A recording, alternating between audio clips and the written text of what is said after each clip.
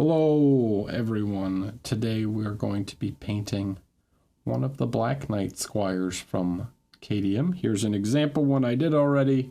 I'm going to do this hammer wielding, look like blacksmith kind of lady today. So should be fun. So I'm going to need some skin tones and stuff. I'm going to need some blues. I think we'll start by just getting some blue onto the fabric. I think that'll help us out.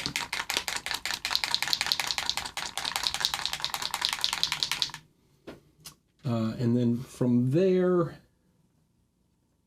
we will go into doing like leather and stuff like that. So.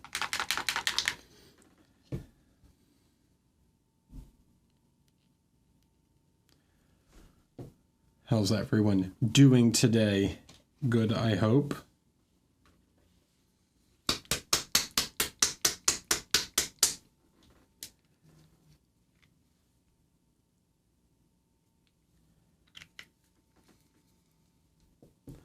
Is this the right blue? This feels off. Let's look. This does not feel like the blue I used before. I think it may have just been phthalo blue and sky blue. So let's go with that. See where that gets us. Oh, do you have her art? Oh, nice. Oh, weird. So in this art, she has like different color sleeves. So she has like an overshirt on. Like, it's just, okay, that's cool. I like that. So how's that? So she's wearing like a coat, a little coat on top of her other coat. Okay. Yeah, it's like a little leather coat on top of the other one. I dig it. All right, that's cool.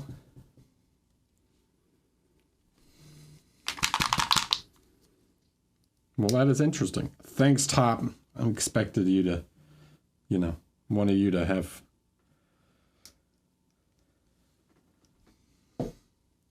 Her name's Lola.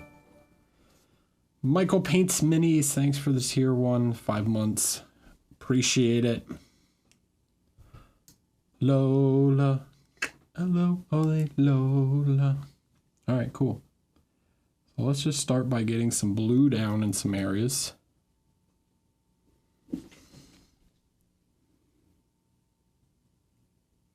I'm just going to go over the zenithal with the phthalo blue.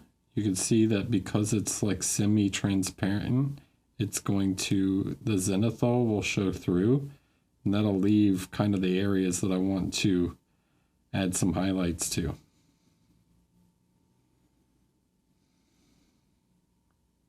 So basically all of this lower portion fabric is blue. I could do that. I don't think it's really dark so much. Like I don't think she's supposed to be like have a blacker skin tone. Consider it's lighter than the leather she's wearing, but it is like yeah, on the more tan side. So we can do that. It looks like this part of her pants is a different color though.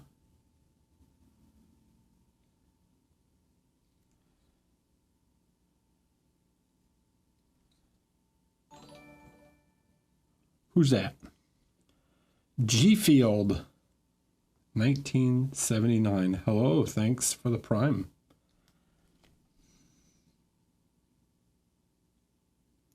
Yeah, it seems a bit more olivey than like a black skin tone, so.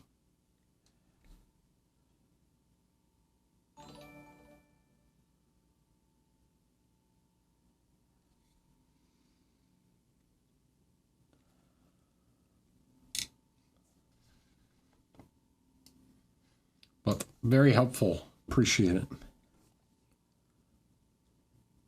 Yeah, I don't want to do...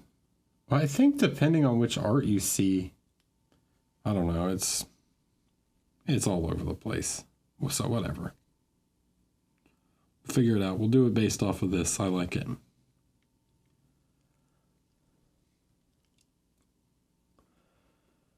Anthony R, thanks for the follow.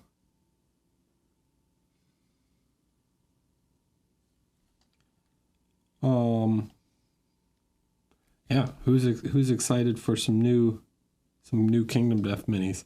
I have a plan for I'm gonna paint Pariah on stream, and I have a plan. It should be fun.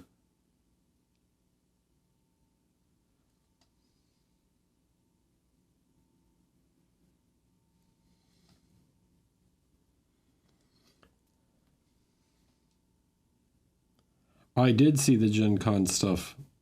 Crabman and the new what's it called? The Survivors of Death and the new Indomitable Survivors.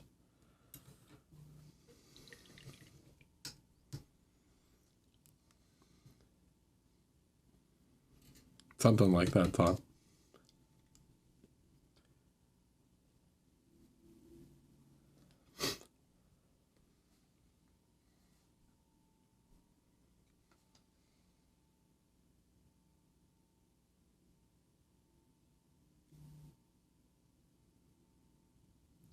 What else was new?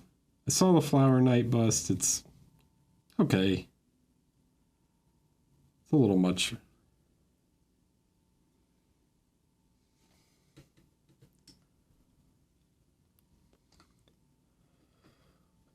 Scott says, I've taken a regular class from Eric and a 3-day workshop. I'm not a beginner, but not as accomplished as most watching these streams. I'd say watch several of Eric's videos on YouTube, and if you're at all curious and want to see and learn more about light and shadow placement and many of the things Eric does, get in and take a class. Thanks. It's a lot of info, and months after the 3-day workshop, I'm still unpacking the stuff I was taught. It's a great experience to have Eric hold your mini and give you real-world feedback. I paid $1,000 for my class, I think, and I'm happy I took it. Yeah, that must have been the Las Vegas class. But you got a lamp and a bunch of stuff, paints and everything, so. That's not the normal price. That was specifically the LVO price.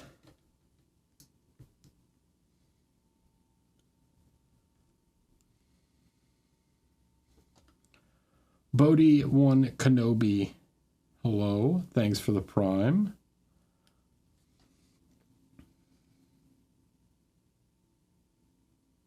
That is not my typical price for workshops. That was special because it was a 3-day and you get like a bunch of stuff along, some swag.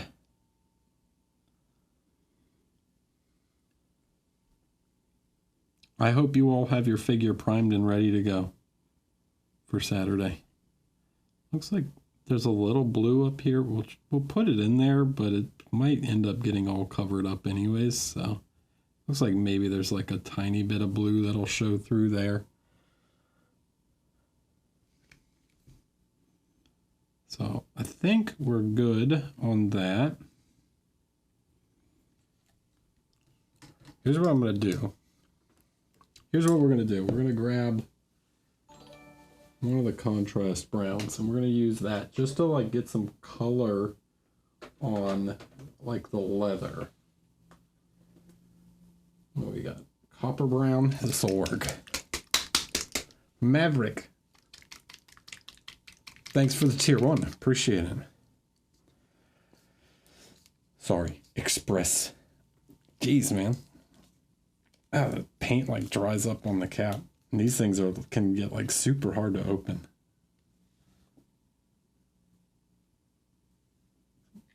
Somebody open this pickle jar for me.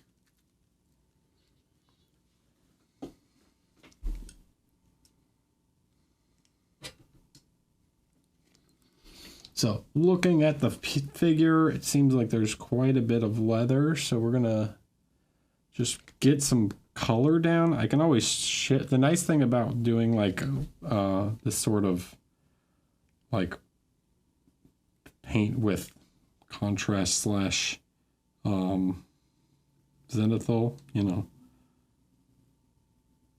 call it slap chop if you want, is that we can really easily, just by what color I use to go back and add lights to this, we can really alter the coloration on the leather. I just realized that the hammer on top is not brown, but whatever. She has like another little, just get it covered and then I can make adjustments later. So even for like the rope and stuff here, I can use this brown as like a kind of wash. And then I can make changes to it when I add lights to it. So it just gives me a bit of color underneath to work off of. And then I can, depending on which color I use to add lights, I can change that from a brown to like a tan.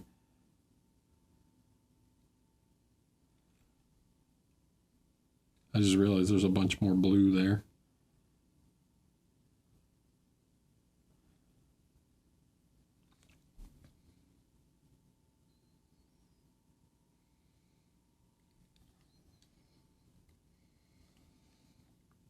Pretty sure all that's supposed to be blue also.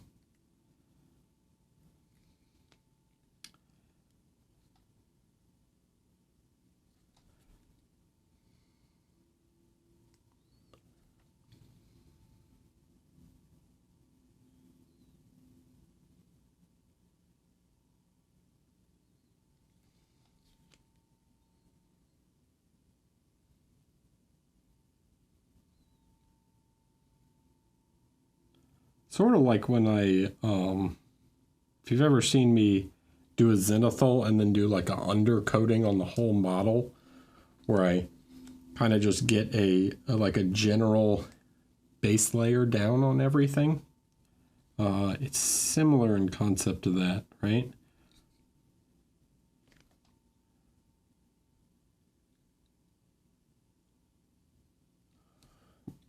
There was like, I just want to get like a rough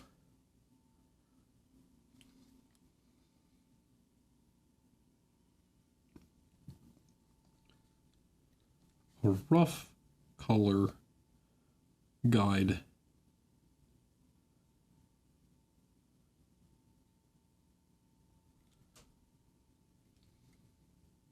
Yeah, and even if we're doing like the skin, a similar tone, we can even use this to like start doing the skin.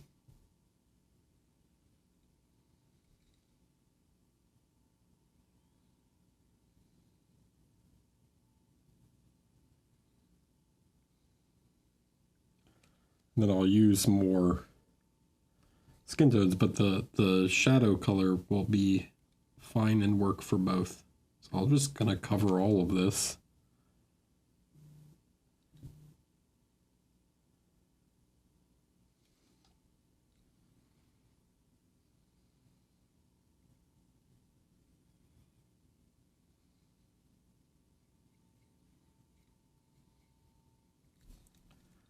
We'll use that as a jumping off point.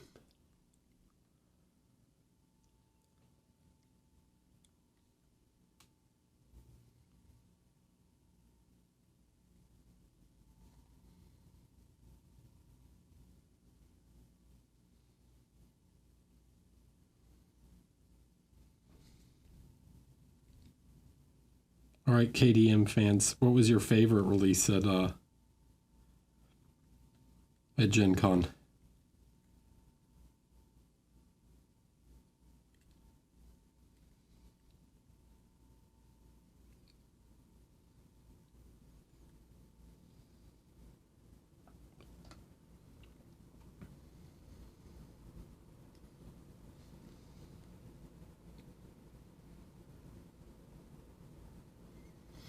Questing Urza. I'm wondering, so the questing models, right? That's got to be like the third one, right?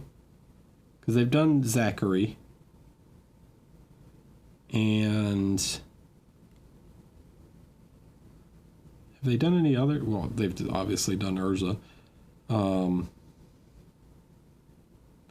That's one of those ones that I'm like, okay, are they going to do this as like a series? Like, yes, all four will come out eventually, but do you think it'll be like the Barbarians where they'll release it as like an all together with game content thing?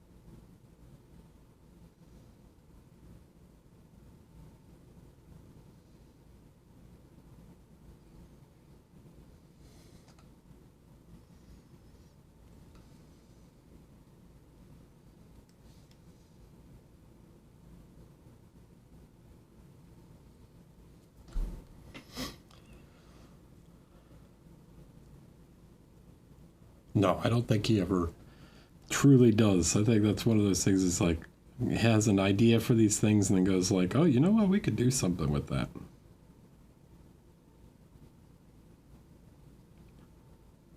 But I think they could be cool as like a, another one of the like 10th anniversary or whatever set. Like release a questing survivor set in hard plastic with some rules.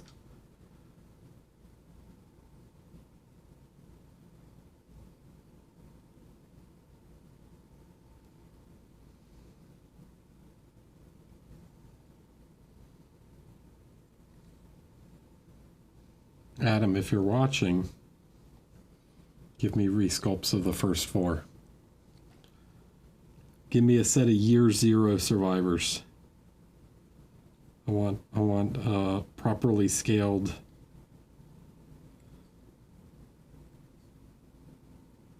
in the newer art style year zero.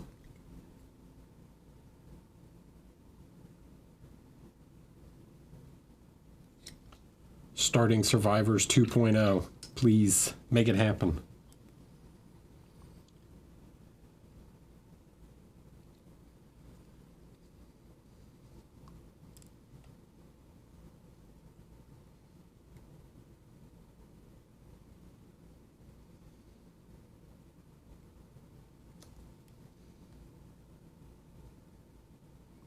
That would make me very happy. They look very dated now next to the all the Indomitables and stuff.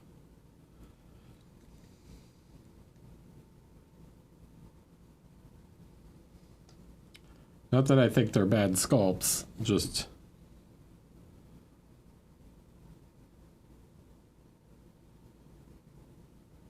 you know, 10 years later,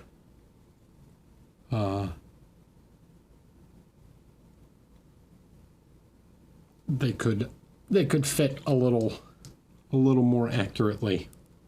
Okay, so let's get a black.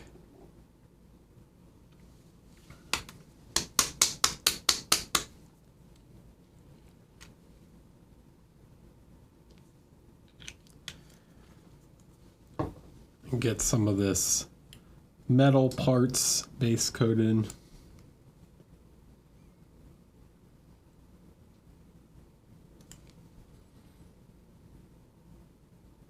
This in the artwork looks like it's some kind of dark pants, which is sort of what I did on him, right? I did these sort of darker grayish pants, so I think we'll stick to that sort of color scheming.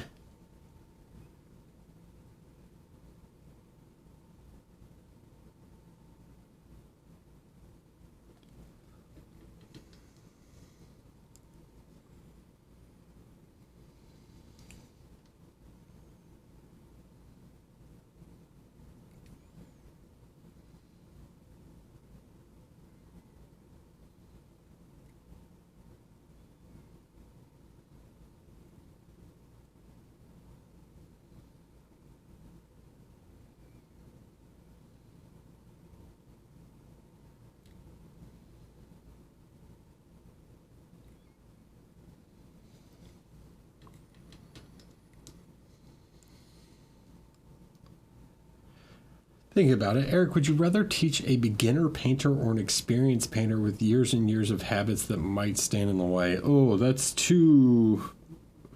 somewhere in between, right? Some people have formed like really hard habits to break. Like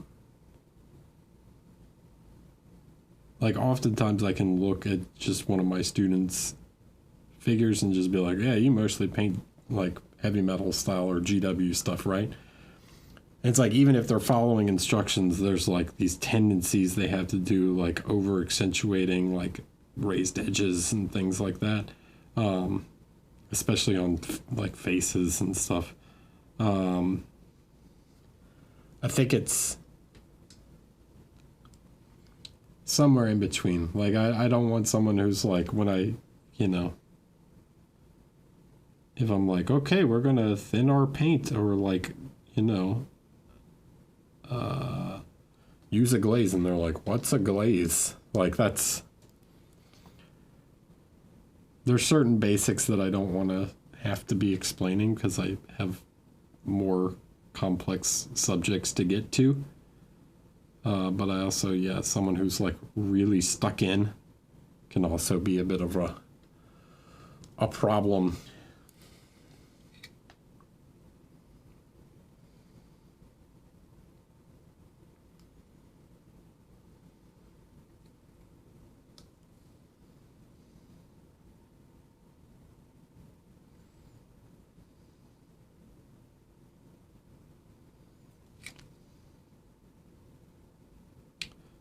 So I think this is supposed to be her like forging a new sword. So we're gonna do it as like a dark, like a glowing steel sort of thing here eventually.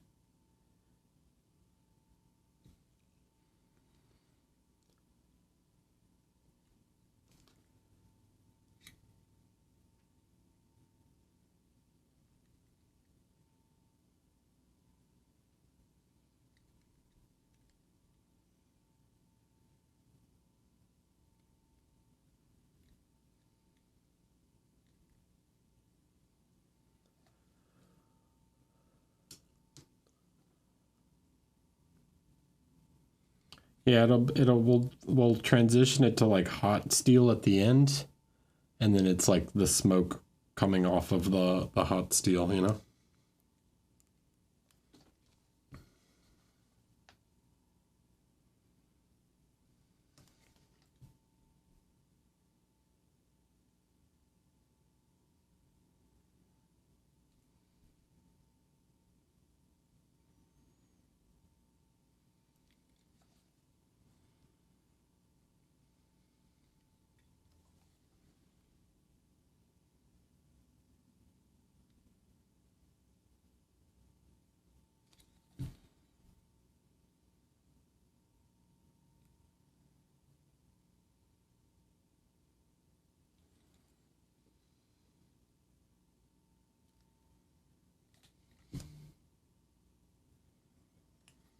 All right, so I think that's pretty good for just getting base coats down. I'm not going to worry about like the shield on her chest and the shield on her back right now. Some of the fur will get an additional base coat eventually, but I just wanted to get some of this stuff like initially laid out, right? And then we will add more on top of it. But right now, I think that's probably fine. Here, let's do the hammer too real quick.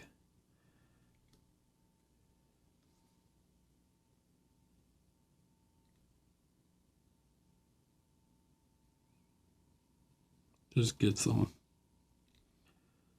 color, some black, more black on it, right?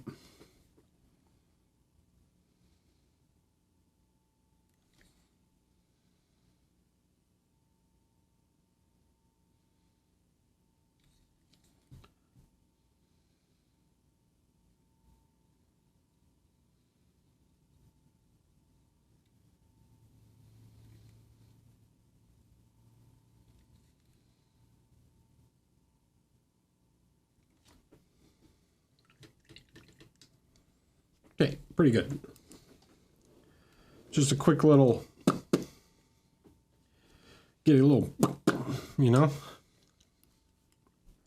All right, so now we're going to take some of the phthalo. We'll start to mix in some of this guy.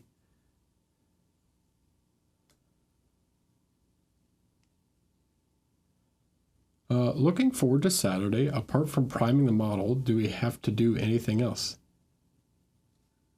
No, you just got to show up. Be ready.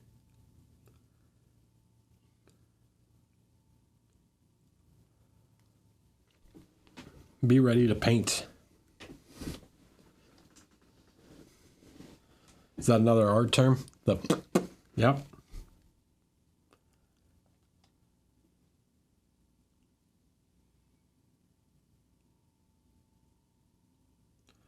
Yeah, sorry Aussies, but I can't stream for everyone at the same time. Dang time zones.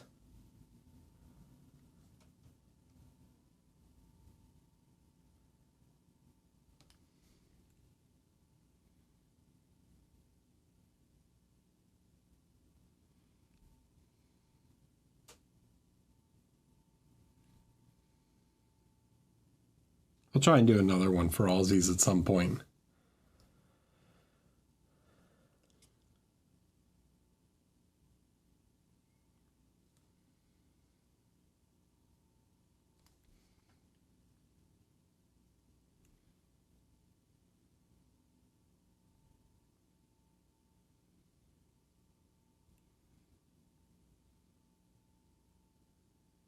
Just work at night, weirdos.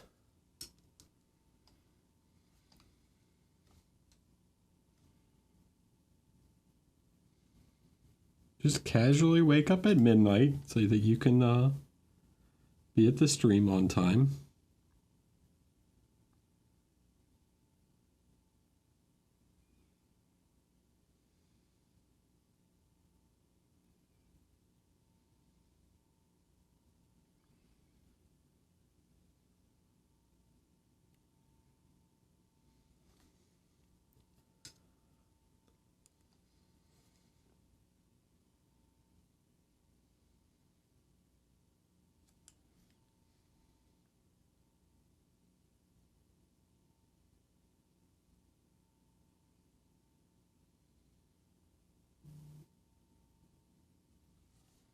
All right, so now we're just taking a little bit of the blue, right?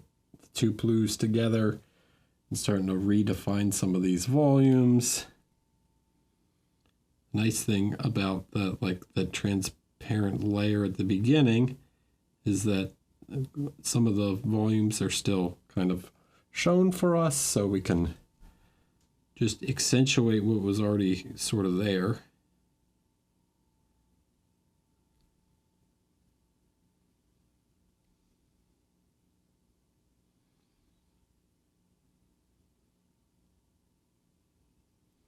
For me, it's a lot of this is just like, get it done, you know? We just want to get this figure painted so that we can play with it. Roll some dice.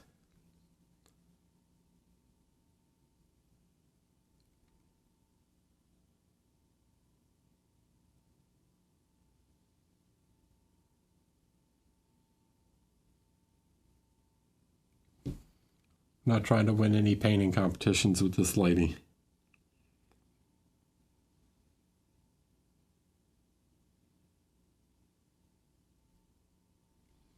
But I do like my figures to look good.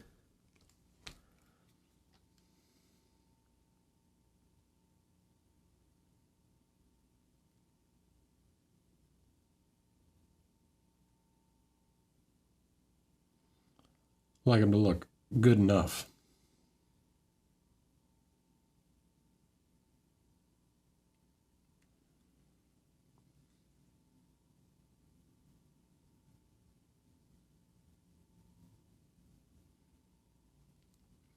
Good enough for dice rolling.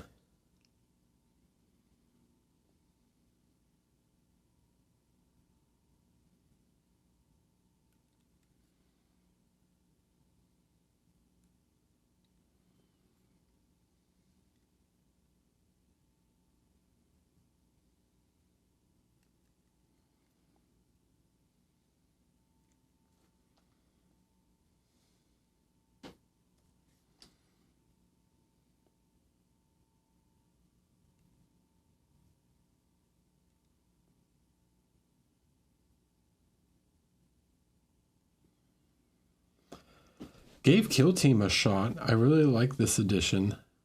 The squad is all jumping in. Get ready to review some squads and codes. Heck yeah. Some Hernkin Jaegers.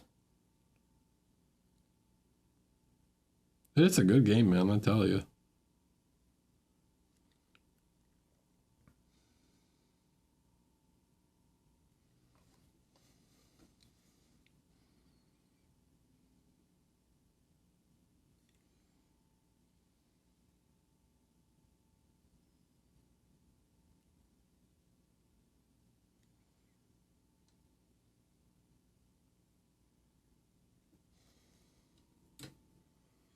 I will continue to say that it is my favorite game the Games Workshop has made.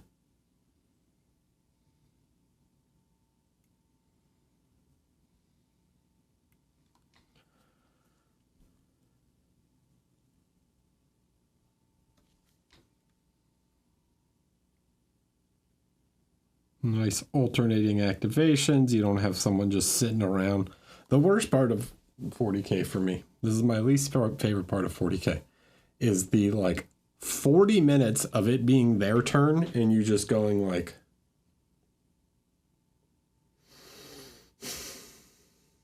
just tell me when to roll dice.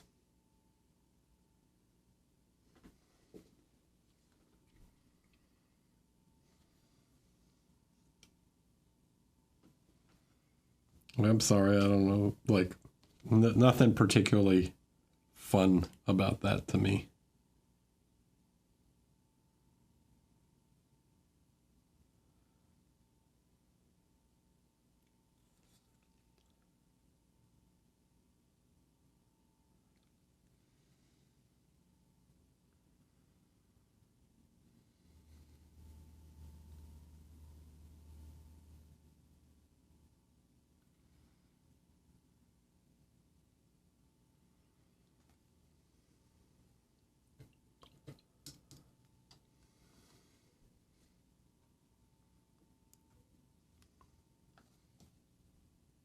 Well, glad you enjoyed it.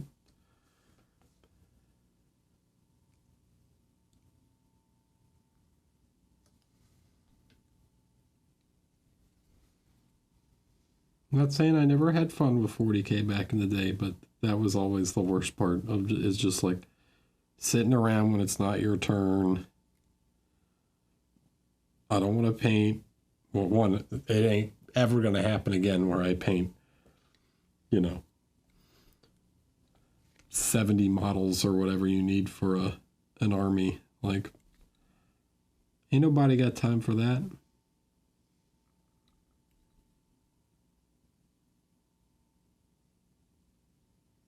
Six to 10 models?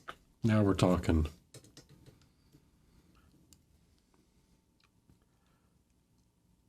I'll have to count sometime. I don't even know how many.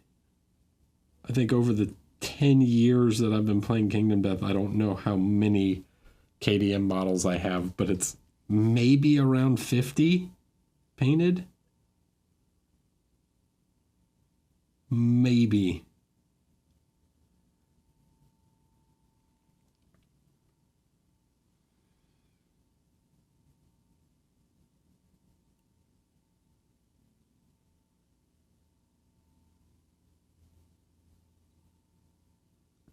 And I think if I painted one model every day for a year, I still wouldn't be done. And then some of the bigger models, like the bosses and stuff, that would take multiple days. Like, oh god, I have no idea how long the Gambler is going to take to paint. Like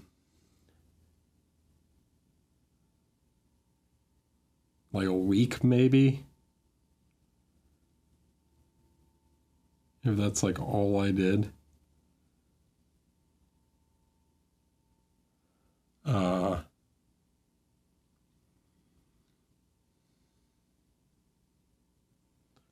painted one model a day, every day for a year. Probably still wouldn't be done painting all the models.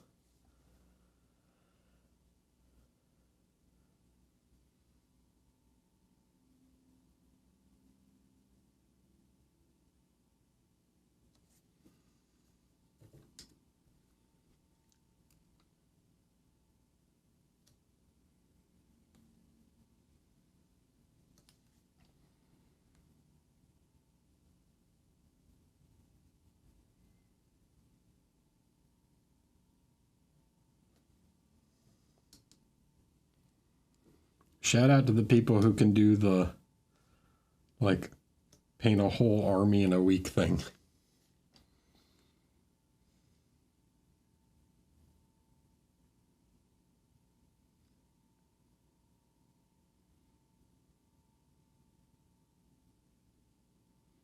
You're crazy. Hats off to you.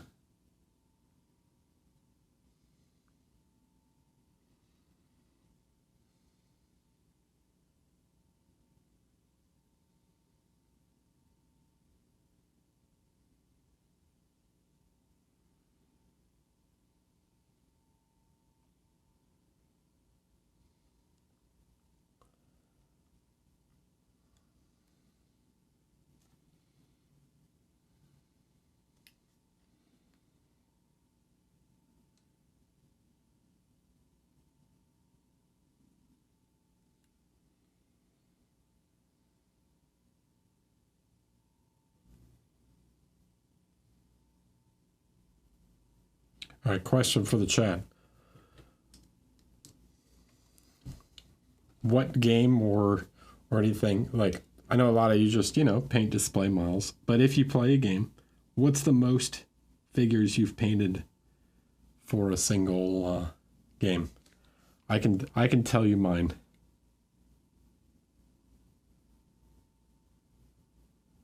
Mine was War Machine. I had a full, like, almost the entire faction, excluding a handful of models, painted for Signar.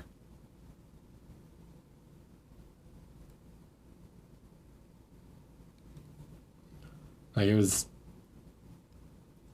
probably 200 models, something like that. Maybe like 150. I count it. Flame Spores, fine. And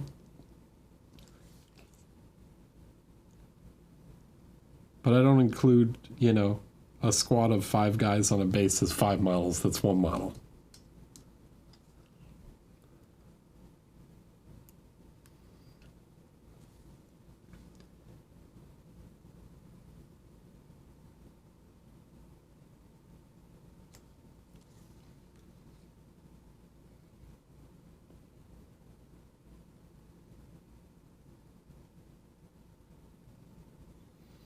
When I finally paint the Gambler, I don't get to count that as painting 200 models.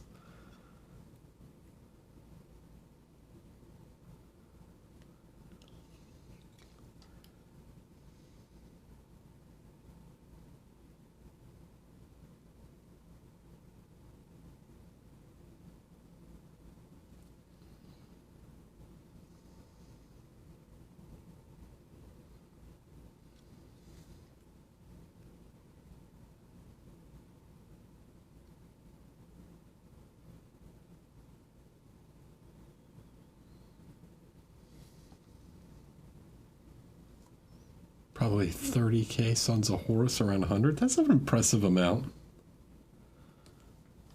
400 plus for my 44,000 point 6th and 7th edition OG fancy. Yeah, that's a lot.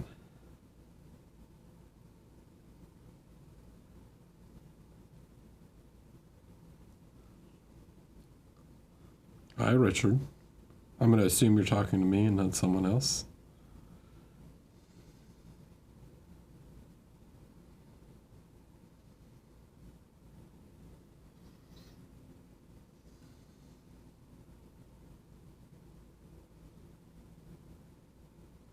I don't know quite what's going on here with the belt. It's weird.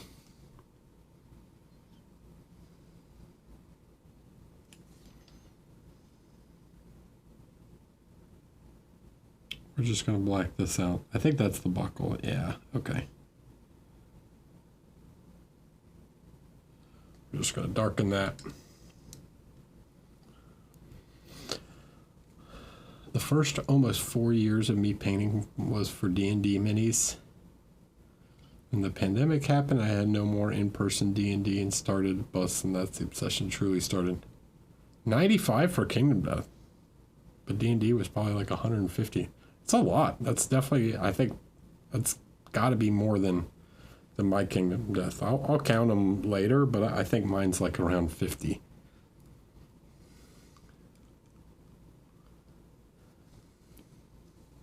If I had to guess.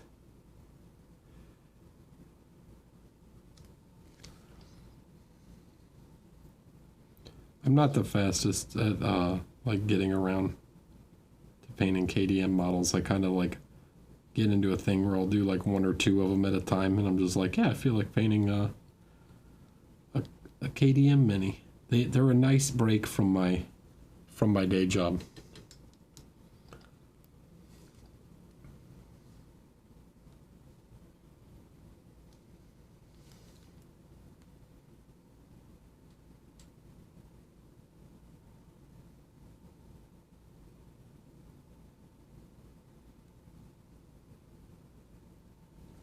All right, how's this feel next to him? It's not bad. It's not perfect. I think I need to add a little more white to get it really close to the blue he's got, but I feel like it's pretty close.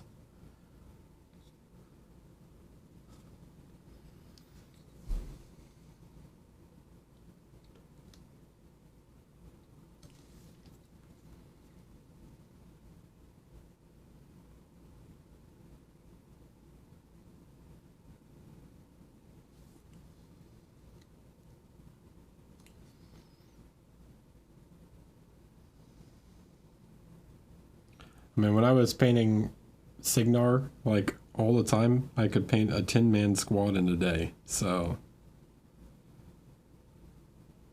they weren't to the same level as, like, even I would do this. It was, like, base coat, wash, highlight, you know, kind of stuff. Didn't even paint the eyes on most guys, because it's like, who cares? They're just gonna die and get removed from the table anyways. And then I would spend like characters, you know, like characters or jacks, like more important stuff. Basically, if you're a 30k player, HQs or like dreadnoughts would get you know, some extra time, and they would take me like a day on their own.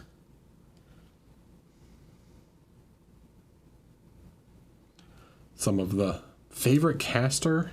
Ooh.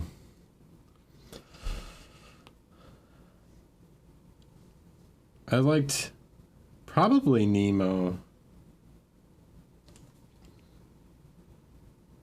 Which one did I really enjoy playing? I liked Striker 2. I liked Alistair Kane. I particularly liked Kane 1.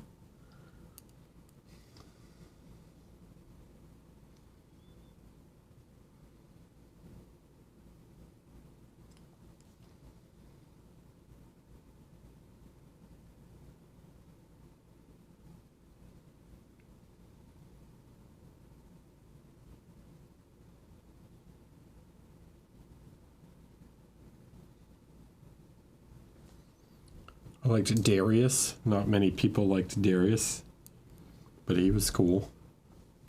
He's a cool Jack caster. He would do some pretty fun stuff. He got particularly more fun when with the storm wall.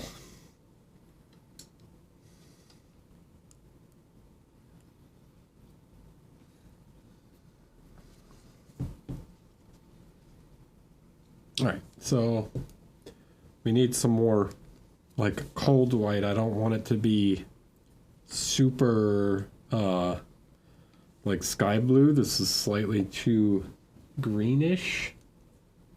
So we need like a cool glacier blue to kind of remove a little of the warmth.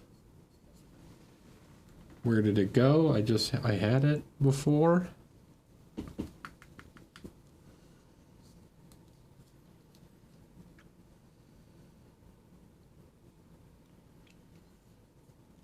Yeah, Nemo 3 was really fun. The lightning one, where he made everyone basically a lightning weapon master. That one was very, very fun. Always hilarious to just walk Thunderhead forward and like explode Thunderhead with a bunch of weapon master attacks.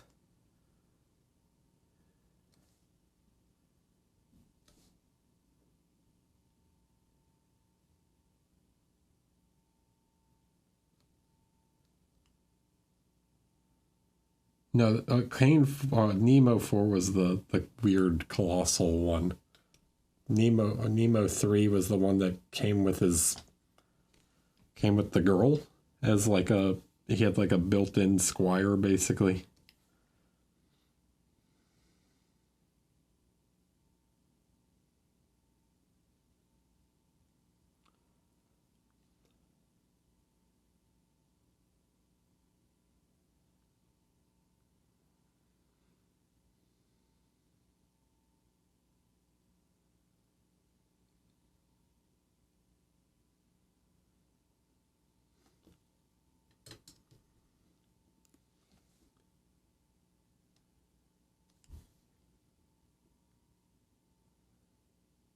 Trying to focus a little more light further up here, so I'm going to try not to overdo the highlights on the lower sections here.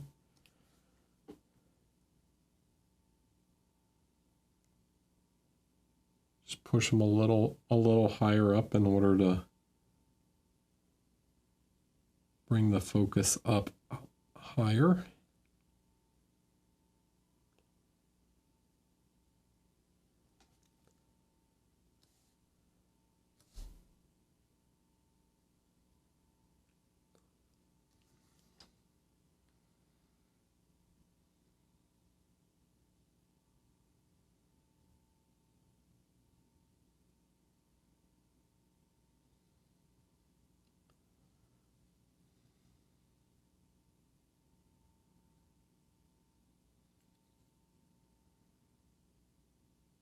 Haley, I didn't like the Haleys, particularly Haley 2.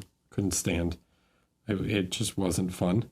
Haley 3, on the other hand, the one that was the 3 of them, sculpted by the incredible Javier Arena.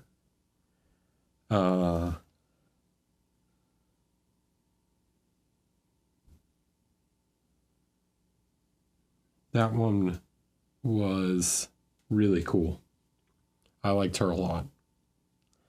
That was later in the one with her past and future version of herself.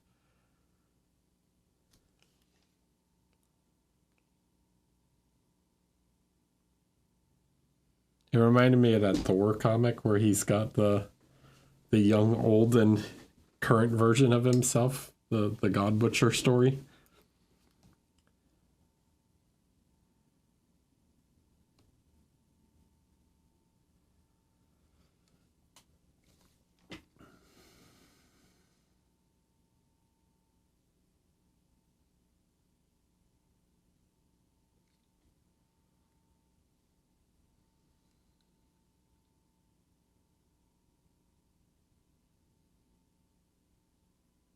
It's a really, really fun idea for a caster.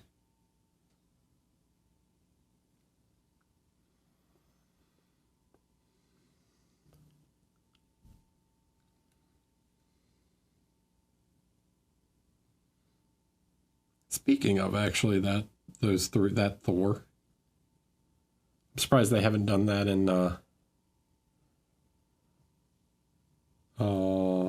Marvel Crisis Protocol. Surprised we don't have a old King Thor and young Thor. Because they did a Gore, right? There is a Gore model, I believe.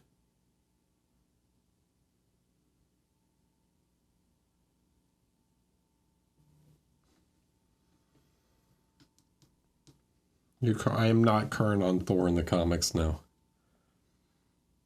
Is it not Jason Aaron anymore? Nah, make him stronger, dude. Yeah. Thor's the best. He should be the strongest. Strongest Avenger.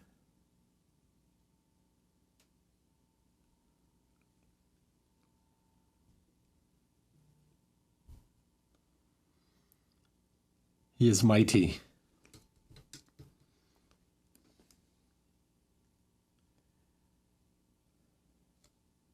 Really? They haven't done him yet. That's crazy, actually. I'm kind of surprised.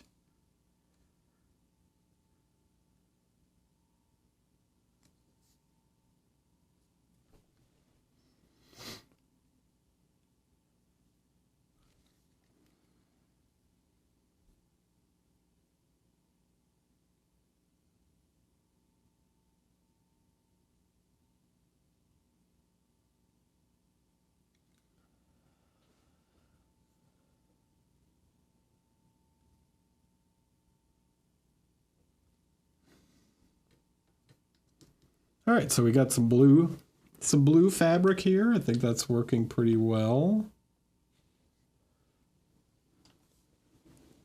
Dude, I've said the same thing. I cannot believe that Doom is not made it in the game yet. But the Fantastic Four hasn't been made, right?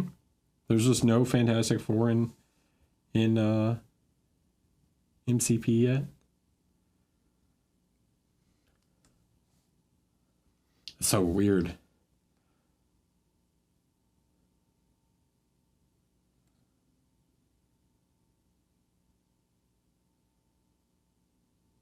It's too bad. Doctor Doom is my favorite Marvel villain.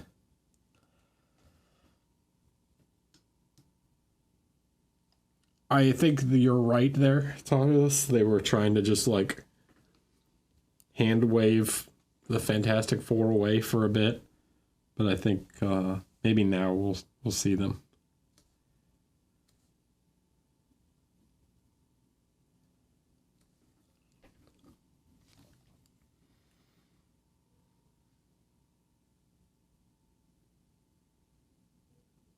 So what did they have at Gen Con? They had like Red Hulk and Leader and stuff, right? I liked the new movie. It was pretty good.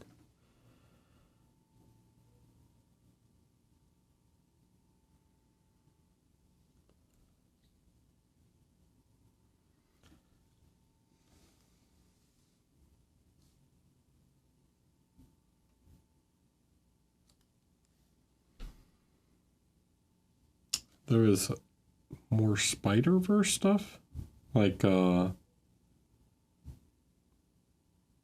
Spider-Man Noir and things like that, or like Spider-Pig. We're gonna put Spider-Ham or whatever his name is in MCP. Oh, weird. Peter Porker. I saw he's got a magic card coming out too. The Infinity Stone looks pretty nuts.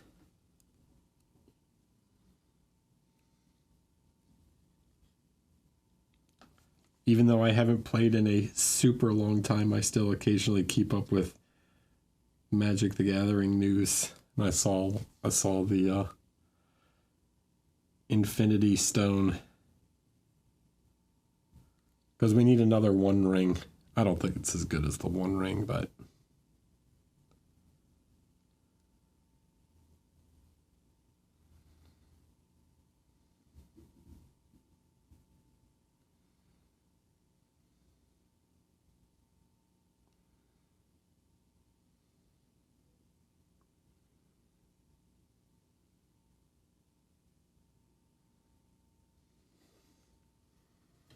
There you go. Proven. Magic the Gathering proves to us that the Infinity Stone is weaker than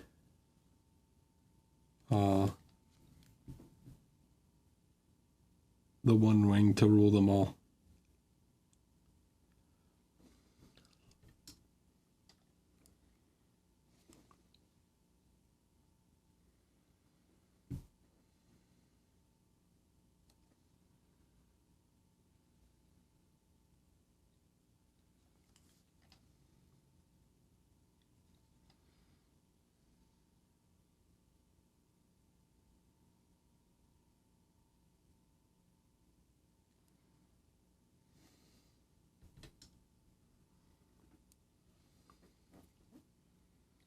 Okay, I think we're pretty close on the blue here.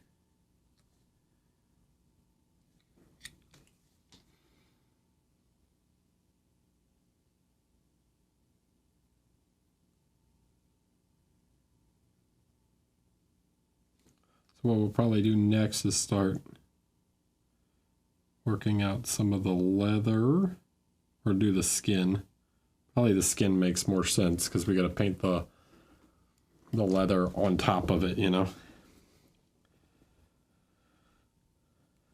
But you can see already sort of see like where it's, you know, how it's starting to come together, right? It doesn't take a whole lot to make an effective gaming miniature, right? That was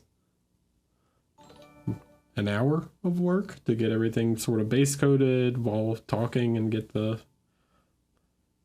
cloth painted. So next will be, yeah, get the skin and the leather done, and then it's like metallics and fur, and we're pretty much there.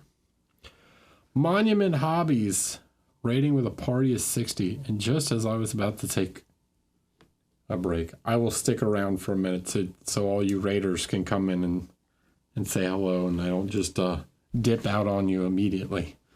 How is everyone? How are you? How's it going? Welcome, everyone.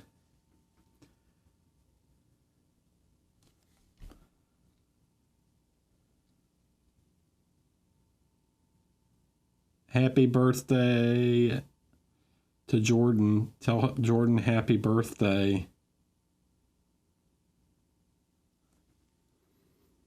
Hope you guys had a good one.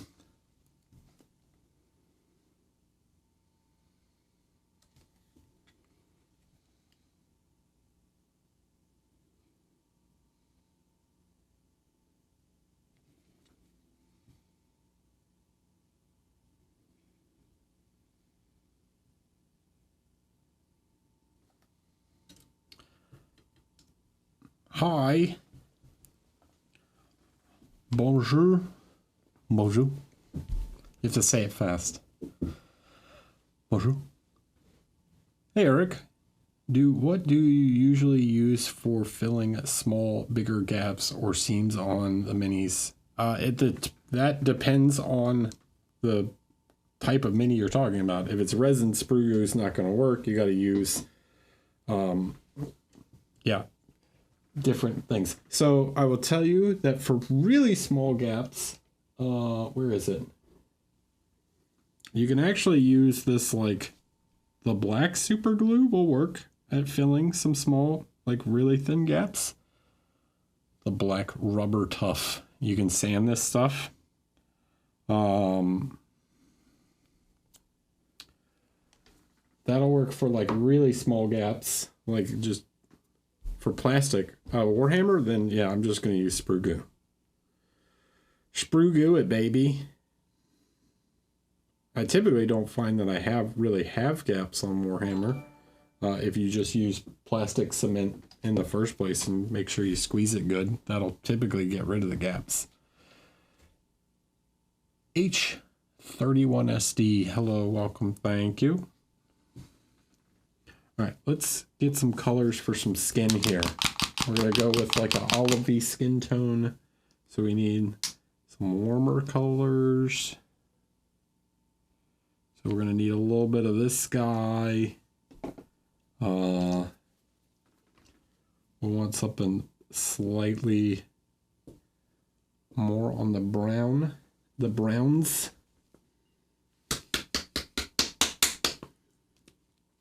How thick do you keep your sprue glue? Like this.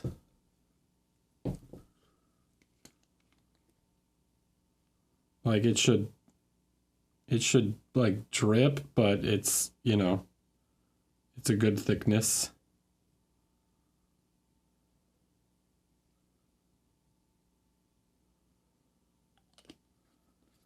I hope. Right? So it's like, you can see it like flowing around the bottle, but it's kind of hard to see with the label on, but like it should coat the bottle. You don't want it like so thin, but you don't want it, you know. Yeah. Anyways, about that. That's about where I keep it. I was like, I don't know. I don't know how to, like compare that to anything. Like, yeah, just keep like, I don't know what thickness that would be.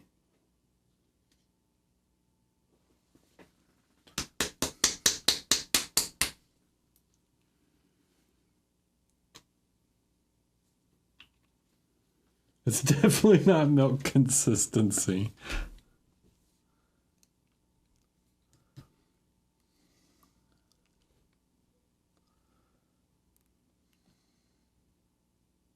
Yeah. Yeah, if your milk is that's right. If your milk is that consistency, I do not recommend drinking it. It's very true right there. Probably want to throw that guy away.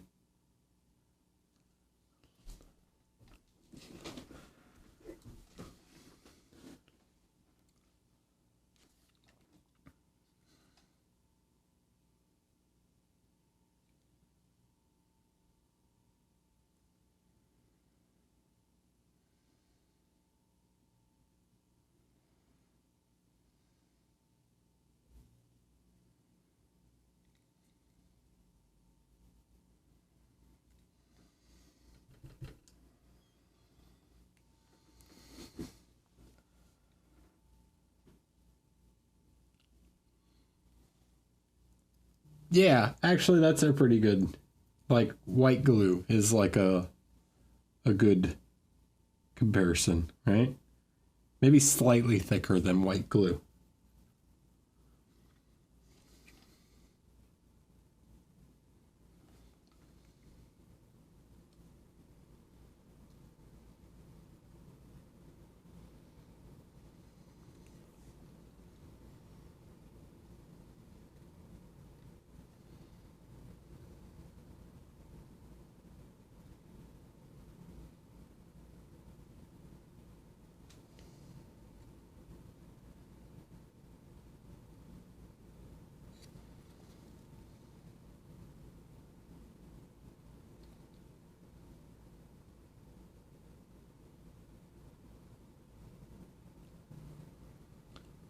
Whoop, let me get on camera here. Some of these are hard to see because this is like very small parts, but let's get some color on her face.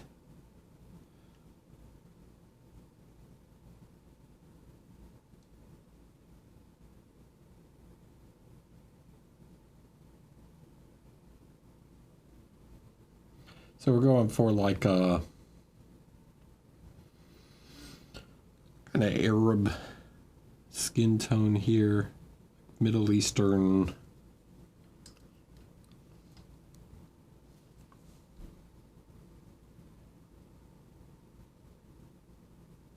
North African kind of color.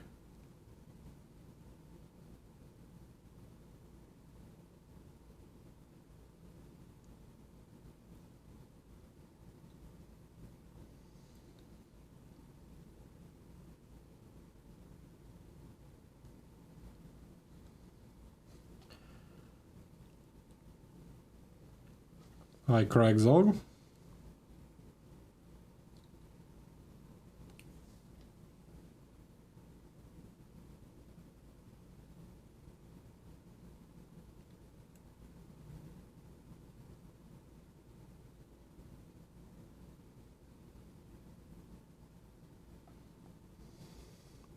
Hi, Mose. How are you?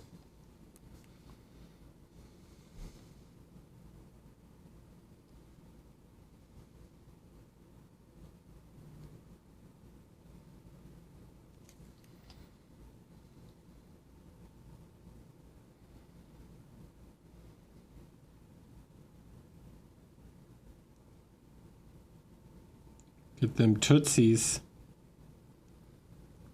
I love this detail of the, this is one of my favorite design details of the Squires and the Black Knight armor set, is the nail shoes to make them have the, there's a term for this. What's the term for the ankles on like dogs?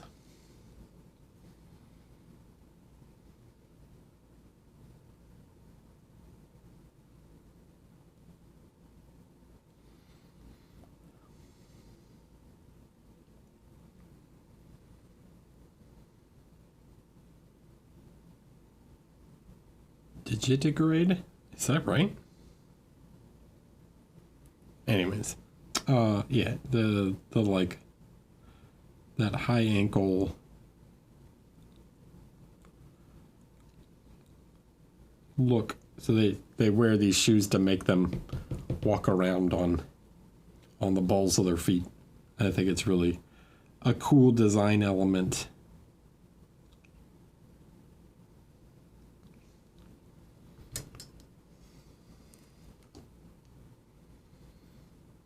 How was Yakima? I have. What? Is that a question for me?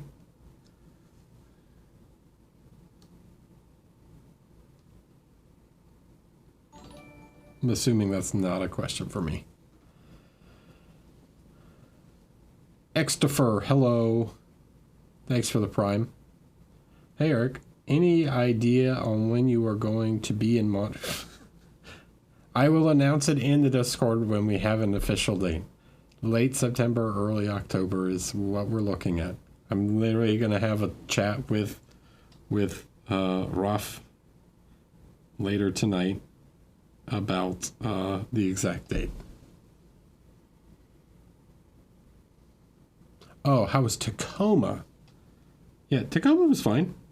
It was good. It was fun. Fun times. Had a few classes there for taught for GW. Painted the new Vulcan Histan. It was cool.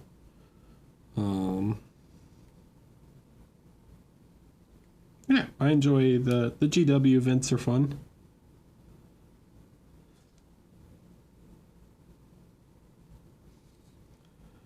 No complaints from me.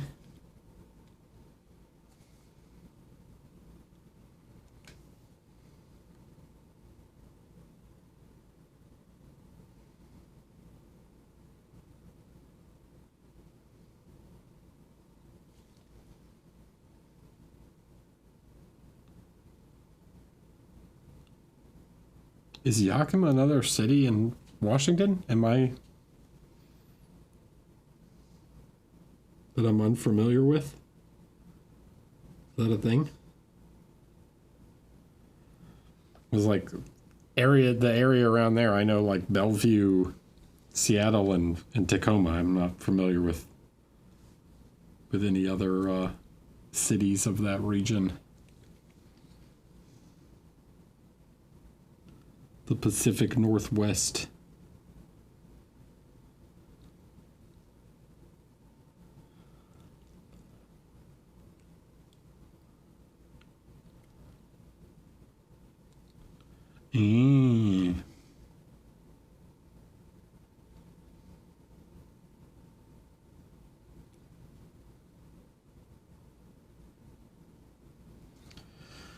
Okay.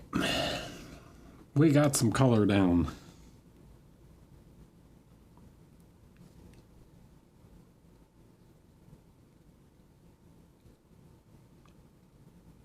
So you can see like we're going to be shifting the color here on her skin versus the leather. So the leather will have a different tonality, even though we used like the contrast early to just like get some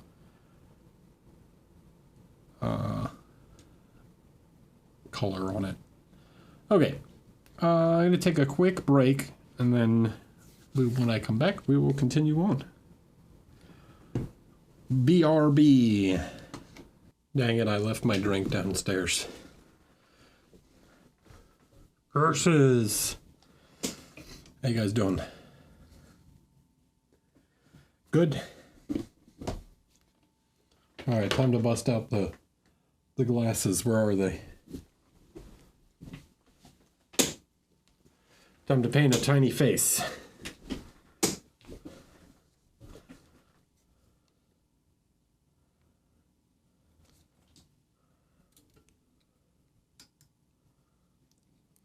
Alright, it's downstairs, dude. I can't walk down those stairs in 4 steps. It's alright, I'll get it the next time I go downstairs. Alright, so we're gonna add some more brown, some more of this flesh tone to start creating some lights. We do need some of the red. but we want the brown to create that sort of olive color.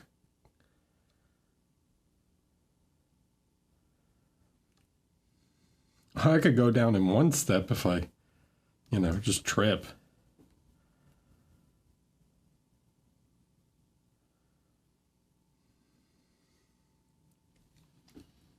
All right, let's see. Let me get in a comfortable position. How's this on camera? Good.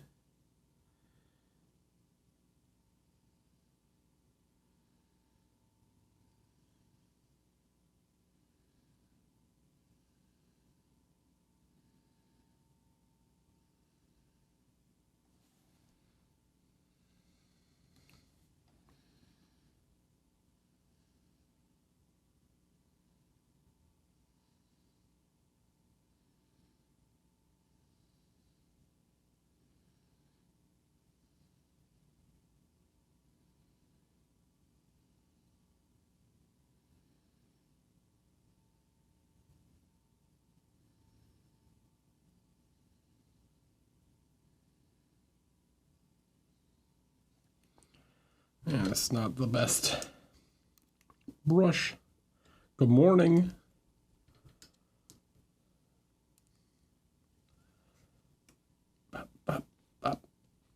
All the way in. Let's super zoom.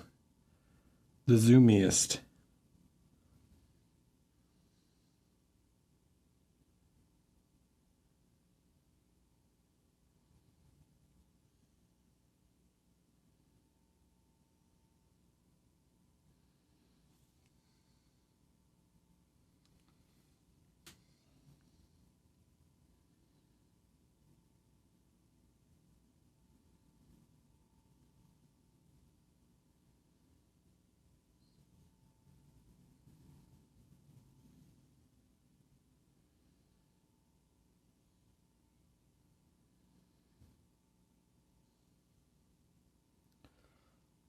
Okay, something like that so far.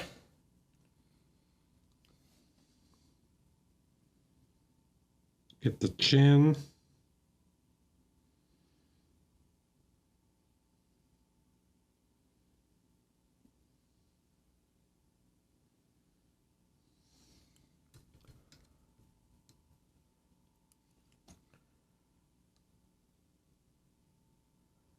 All right, we'll add a little more. We're going to use the blue also here to add some light without, making it too pink.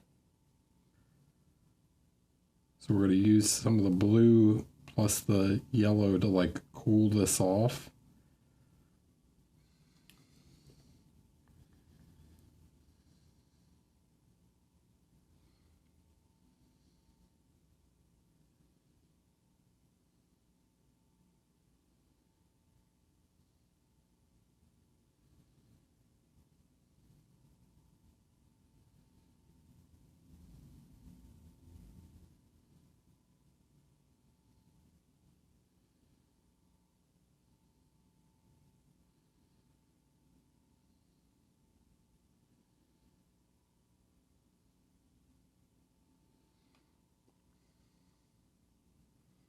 Yeah, that's sort of the skin color that we're aiming for.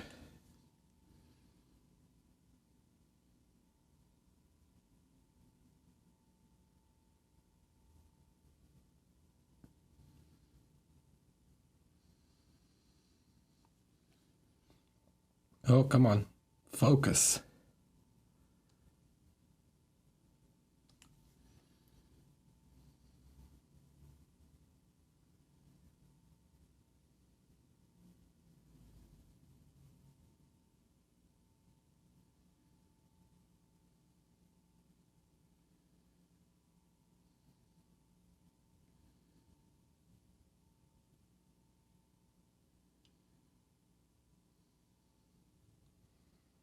Okay.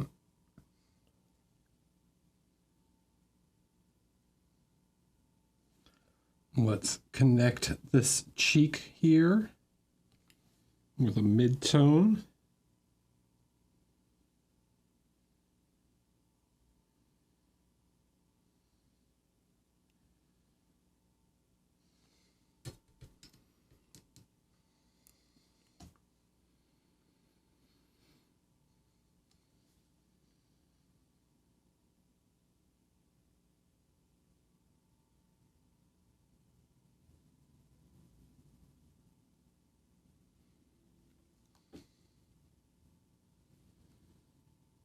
Yeah, not bad. Not bad, not bad. I'm in a little more blue. Just to lighten this up a little further, and we'll get some highlights. Let's move this and try and get the camera slightly more. There we go.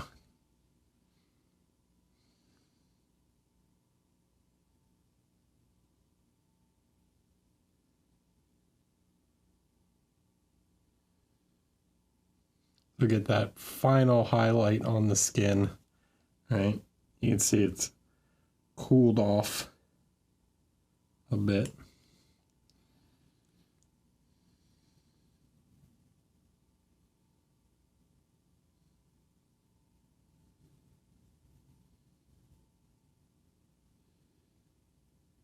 I'm going to connect this brow to the forehead.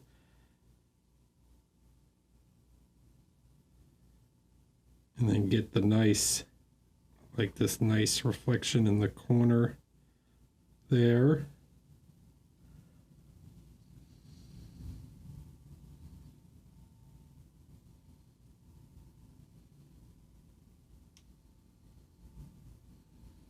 I haven't really done the lower lip yet. Need more of the red, plus some of the more pastel-y color flesh tone to get a more reddish tone for the lower lip.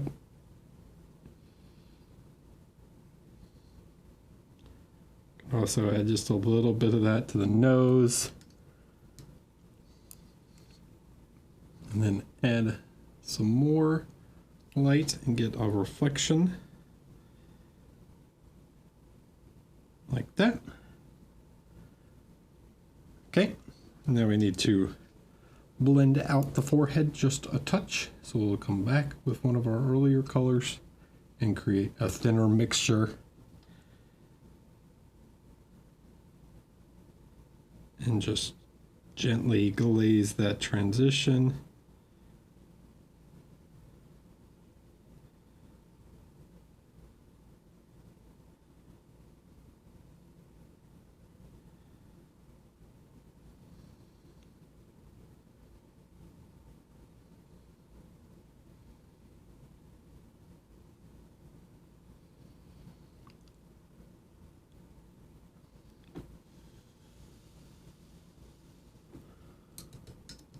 Come on. The camera does not like being this zoomed in. And then we will just reinforce that highlight just a little bit.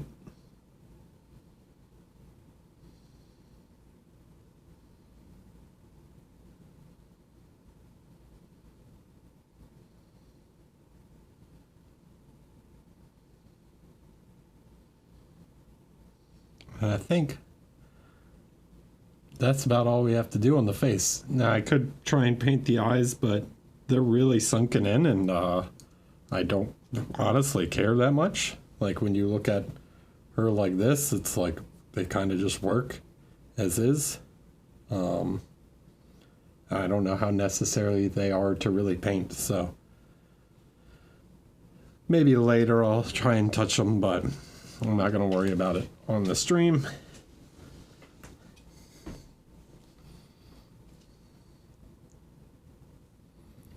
But yeah, we get a nice alternate sort of skin tone here. You can see the difference between the two, right?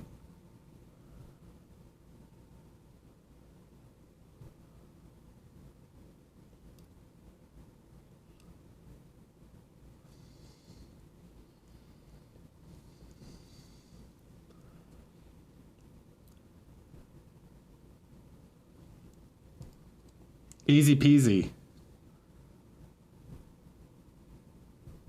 That's all there is to painting a face. Get on it.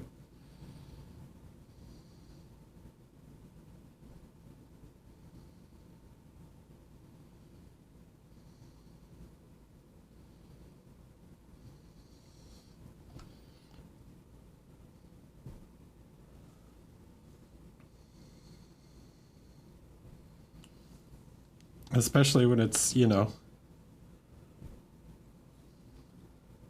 smaller than the size of the head of an eraser.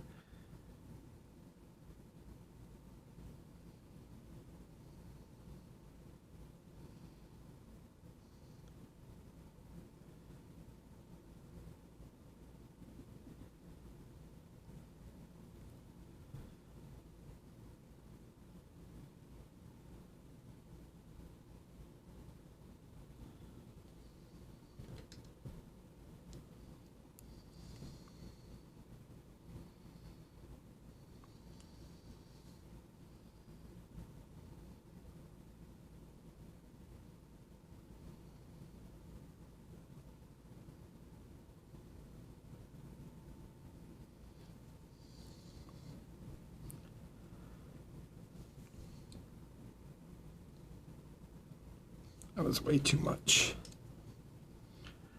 Okay, then we'll come back with the dark tone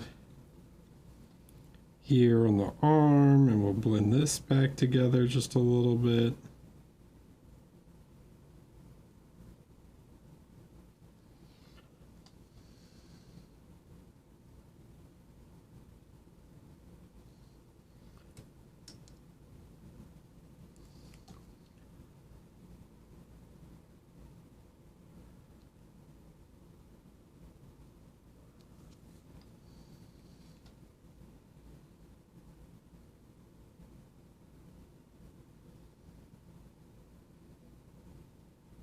Some highlights here.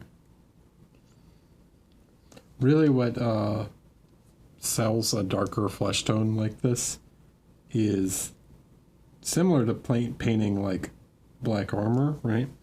It's the percentage, it's like how intense the highlights are. Okay, so it's like how much of that darker, the percentage of the skin is that darker flesh tone versus like how light the highlights are. Okay.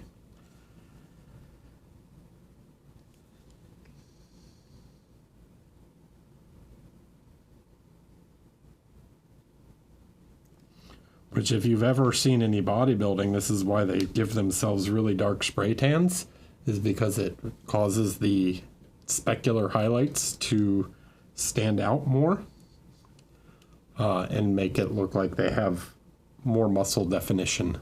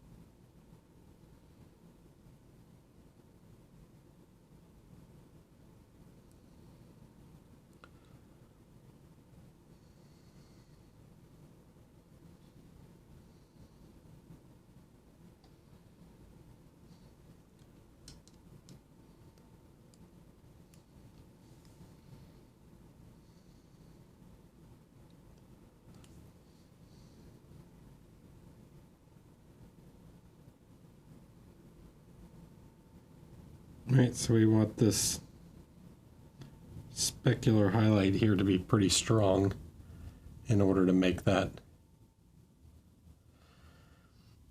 Favorite Mr. Olympia winner? Arnold.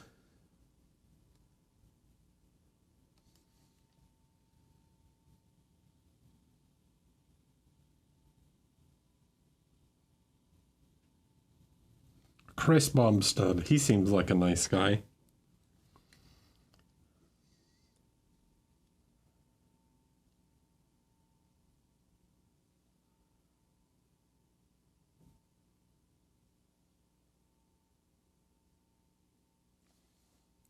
Actually going to take and glaze just a little bit of this red back into the forehead here with a little bit of the yellow. Feel like the arm coloration on the skin is slightly different, so I want to Add just a touch of this back. It's a very small change, but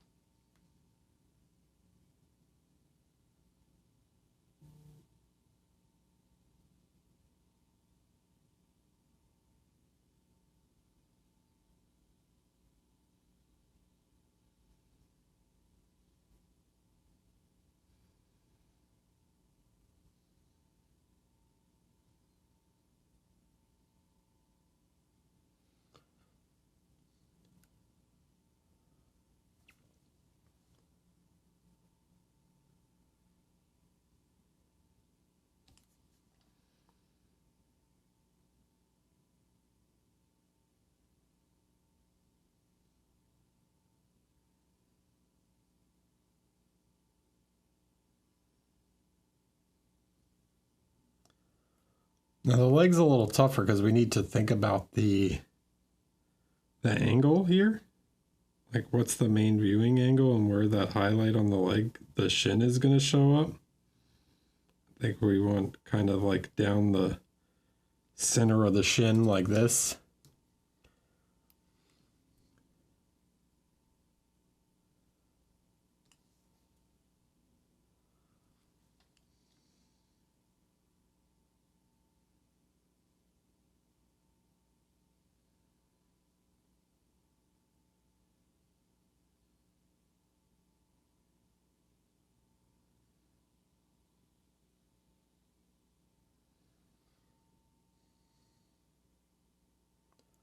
Again, we don't want to overdo it. Like we want that darker tone in the shadows. We don't want to lose that too much.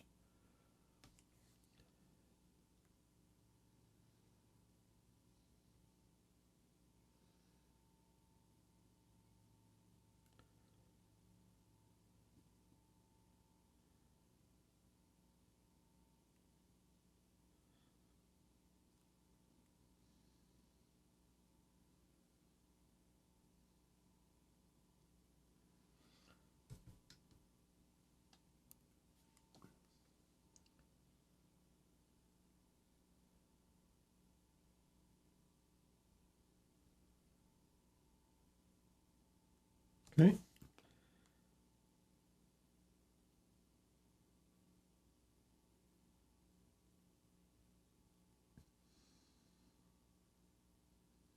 Get the little ankle bone.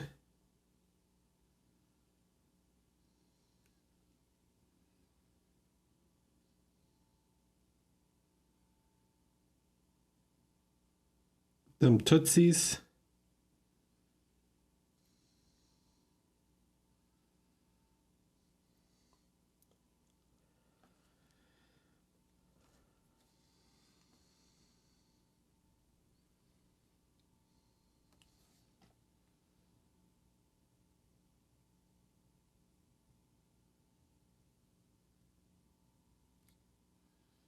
Now we don't have to do too much here with this back leg, honestly, because it's already sort of in shadow back here. So we're just going to get the top of the foot on this one.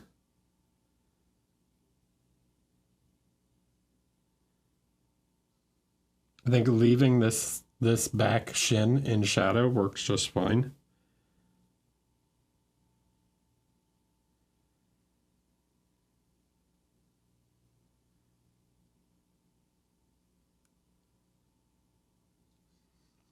We'll do the back of the calf, right?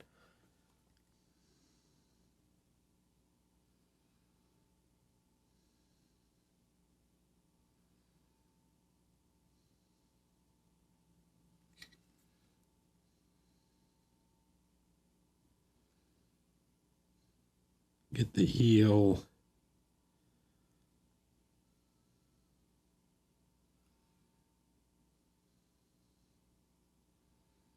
Same with like this heel back here, like it's tucked underneath. So like maybe I can put just like a little dot there, but I wouldn't like go overboard, right? Like the face has way more highlighting on it and that's fine.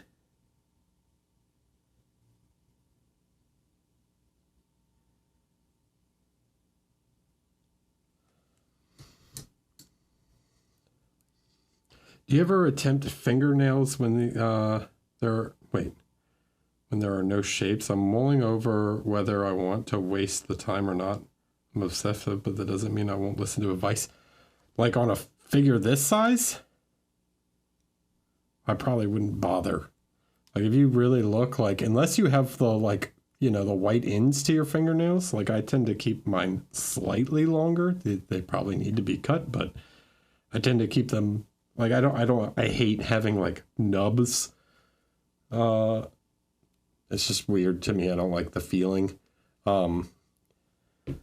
Like nubby fingernails, people that like bite their fingernails to like the cuticle, like Jesus, dude. Like, so like you can do just like a little highlight for the fingernail, but I wouldn't, like your fingernails are pretty skin color. So like, and they're barely visible, right? Then if you zoom like way out, like try and see my fingernails in the face cam, right? They're just gone. So I wouldn't try and overdo it.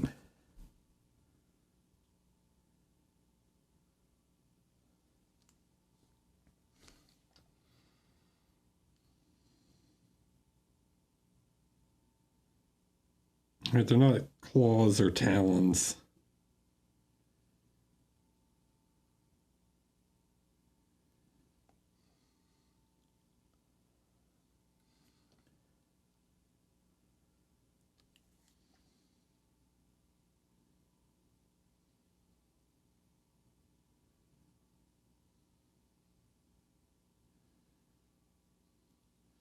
Because she has little tiny sculpted toenails, but I'm not gonna. I might just put like a little highlight here on the tips of the toes.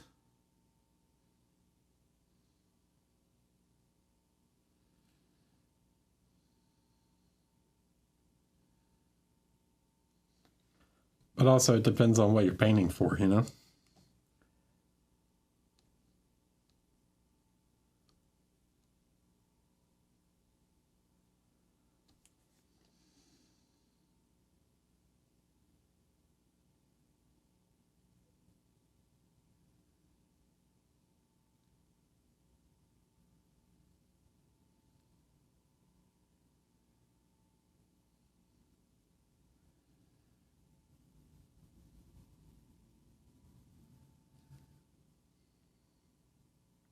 So there I can like, even though I didn't really define the toenails, I can kind of give the impression of the like knuckle bones of the toes and sort of like give the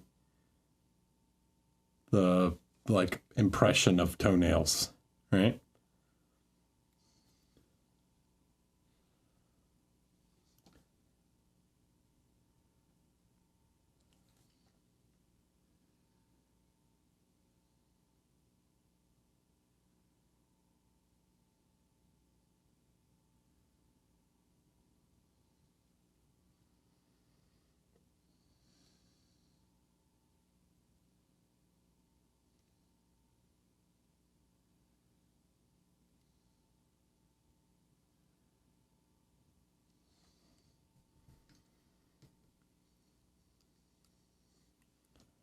So get a nice little shine on the shin there.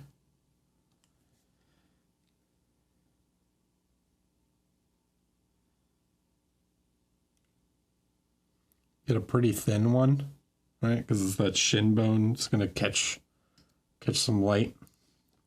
Then we can come in with our lighter value and sort of glaze towards that highlight to just create a nice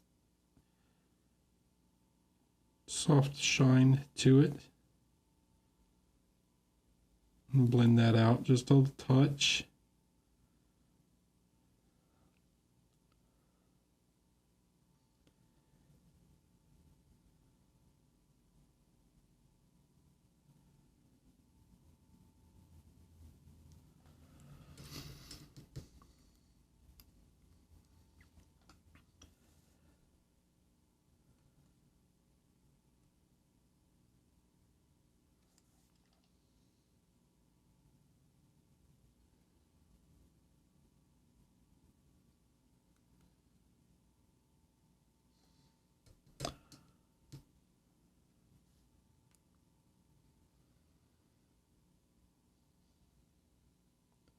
Yeah, I think there's like a diminishing returns on some details. Like if you need a camera like this to zoom all the way in and see it, it's like, you know, what's the point? Especially depending on what the purpose of the figure is. Right? Like her eyes, right? Let's consider her eyes for a second. Like if I painted her eyes and you were looking at both of these figures like this, you know, can you see his eyes at all? Like you could see he has eyes there. His would be very flat without them, like I painted his. But hers are like pretty sculpted and deep. Like the difference between the two at this distance, like it looks the same.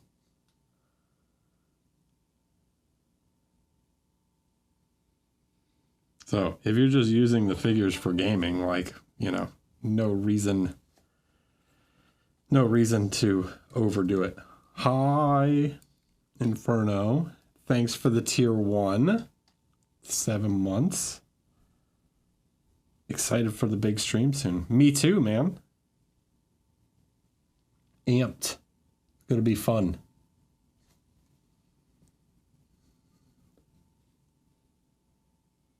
Should be a good one.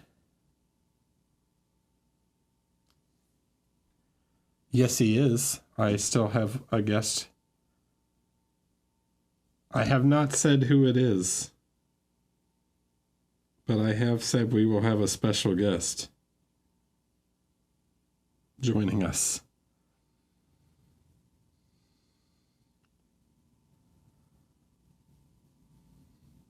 What time? 9 a.m. Eastern Time, 3 p.m. European Time, Europe Time, 2 p.m. British Time,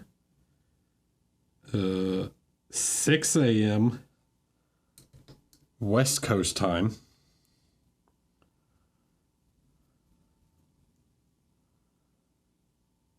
that's the time zones I know.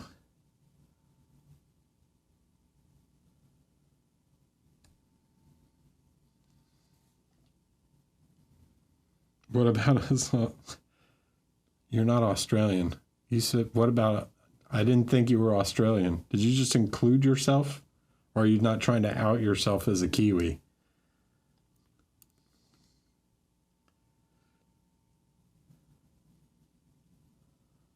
Australians, get this guy. Oh, you're not a Kiwi. I thought you were. My bad.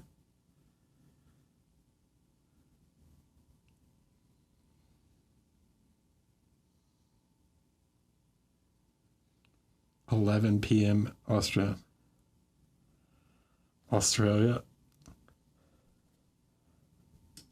That's only one time zone in Australia. I know Australia has more than one time zone. Is that Sydney time?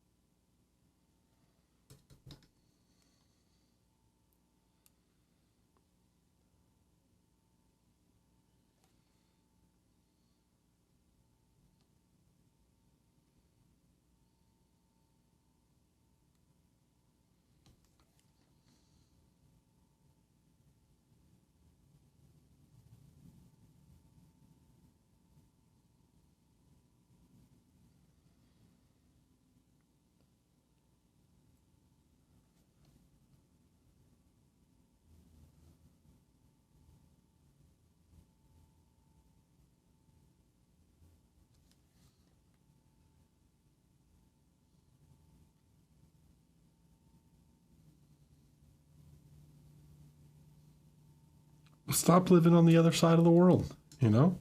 What do you want me to do about it?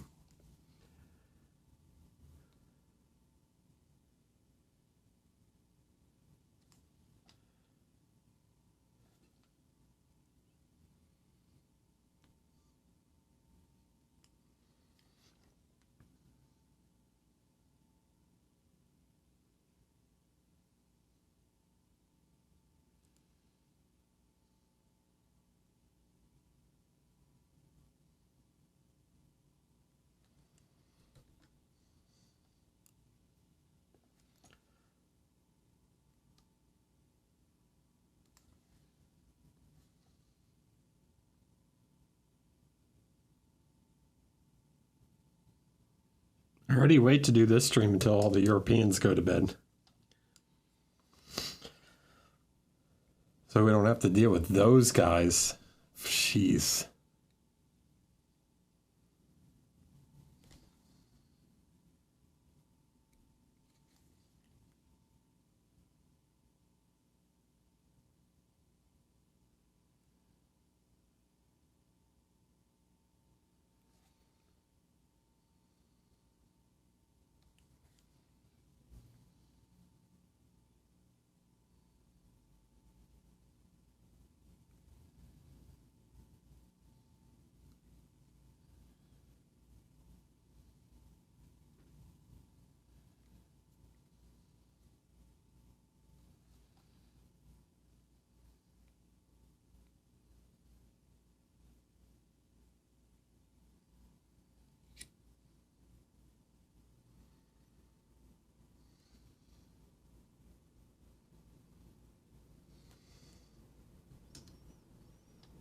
Dang it.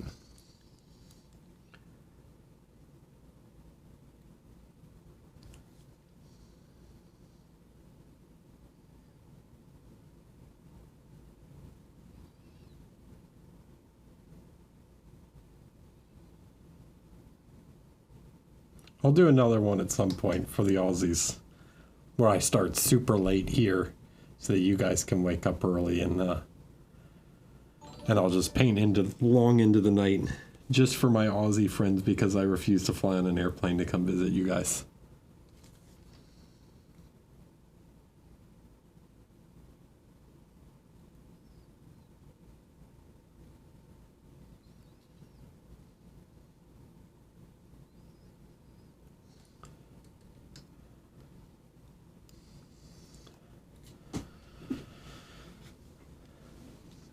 What is that? Shred Sensei.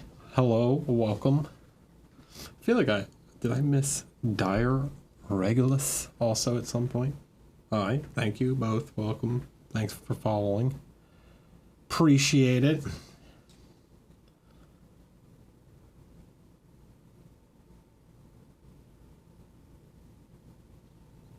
Hey, if they want to stay up all night, you know, power to them.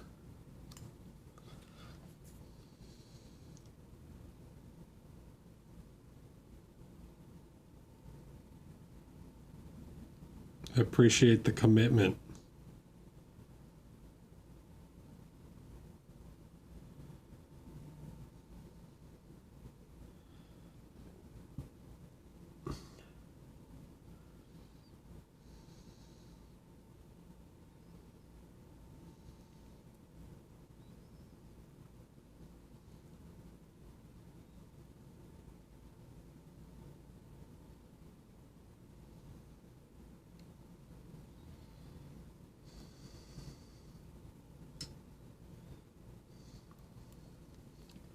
Okay, so skin, pretty happy with that.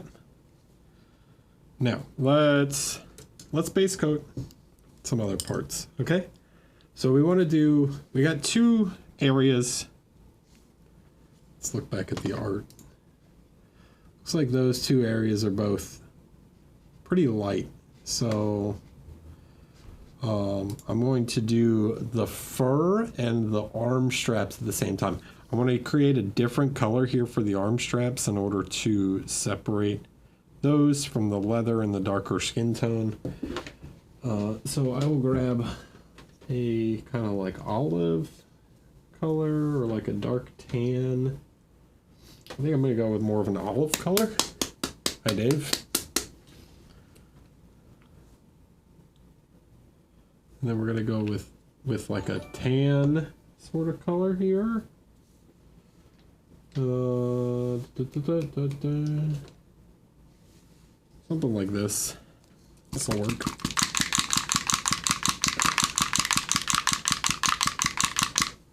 Thanks for the tier 1, Dave. Appreciate it. So we'll grab something like that. And this is what we'll kind of use to do the wraps.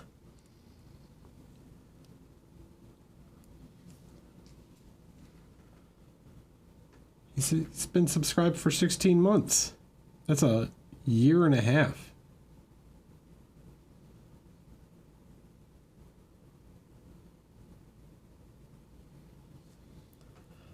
Actually, is there a way? Is there a way I can check my longest, who's been subscribed the longest?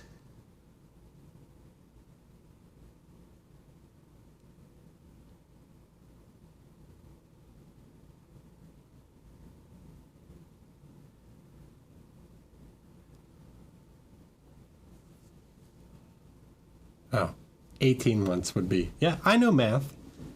18 months would be a year and a half.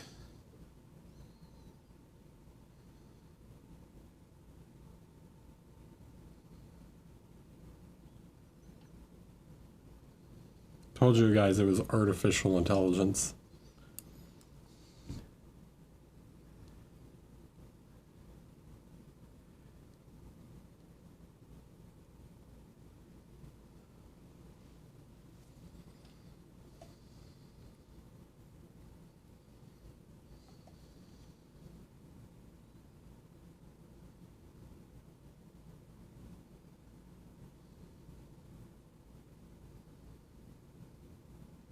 All right, so I'm going over this with like a lighter color, right? Like, and I'm going into the crevices. I want this to be a lighter value overall, right? So I'm going to start with a kind of middle value like this and build up from there. I don't need like super dark black in between these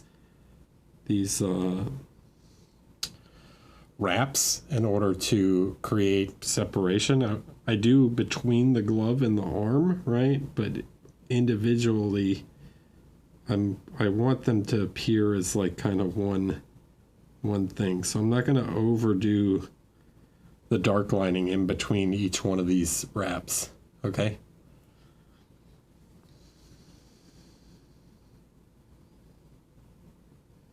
Doing this light to separate the skin from the leather glove.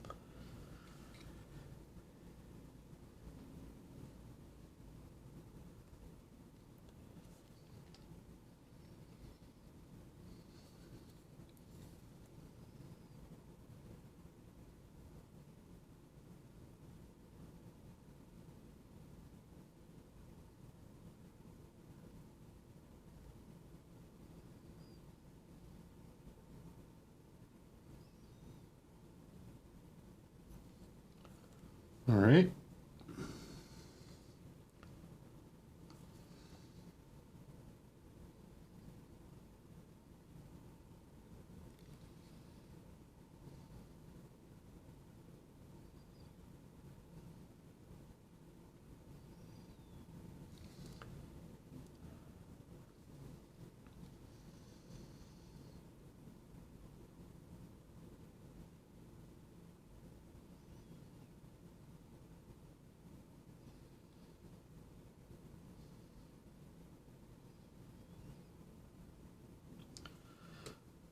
You guys know how much I love painting wraps. So much that even on the figure that I had custom made for my workshop, I included some wraps. I was like, geez, let's paint some. I would just love to paint some wraps. Thanks. It is nice to teach texture on, like, but it's not that much. It's like, it's pretty low. In terms of how much wraps you have to paint, it's not that bad. And you really don't even, I mean, you can see it a little bit, but you really don't even have to paint the backside of them very much. Like, so it's not too bad. I didn't go crazy.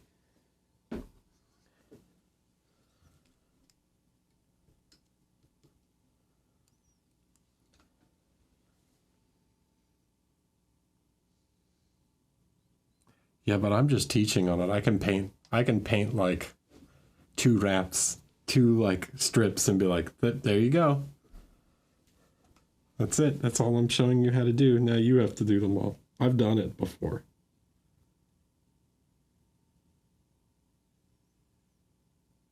It's not like I finish every figure I paint in a workshop.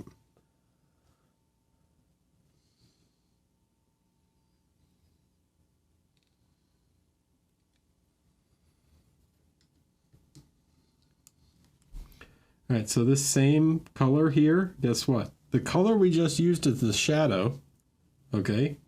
I'm going to use this same olive color as the lights on this dark fabric here. Okay, so what acted as a shadow tone for one element will act as a light for another. Values, boys.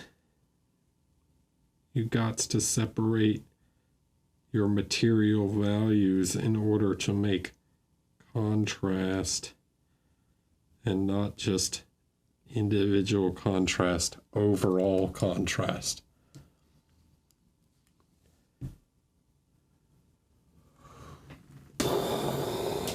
What is he on about? He's crazy.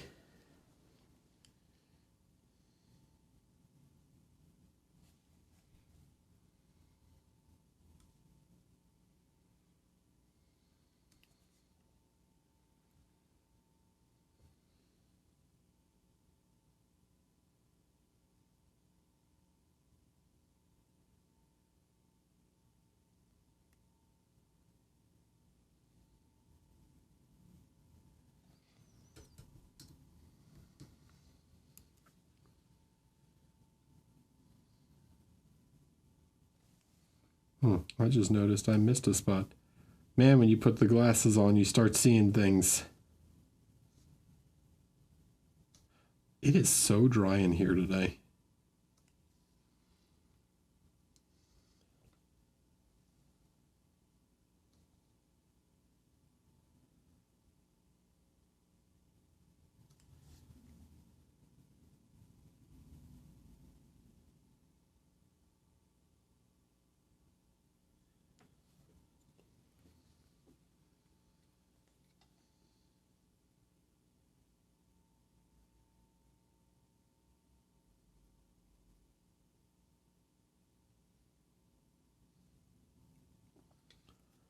You painted today? Did you sculpt today?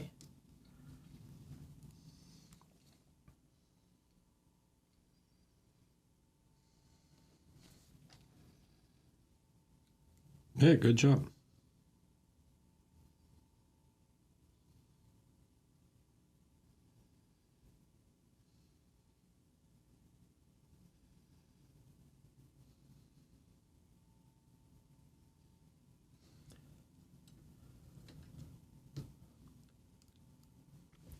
All right. Yeah. So let's take some of this and we'll push the light. So I'm going to take some of this blue or this this olive drab and some of the blue. So it's going to cool it off slightly instead of going warmer for the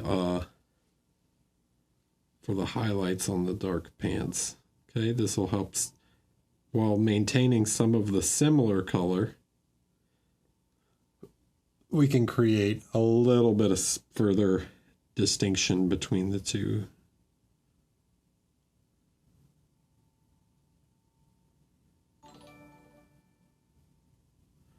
Bring, bring, bring. Who dat?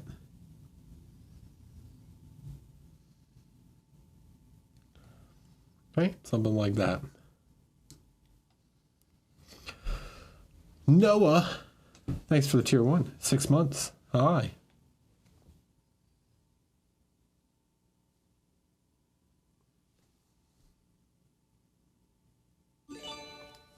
Ooh. Binary Throttle. Thanks for the gifted sub. Thanks for the 5 gifted subs. Appreciate it.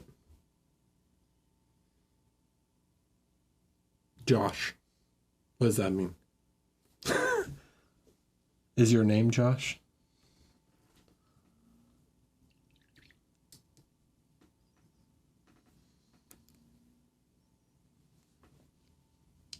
Binary Throttle. Papa of Orson. I'm sorry, I don't understand. I don't understand.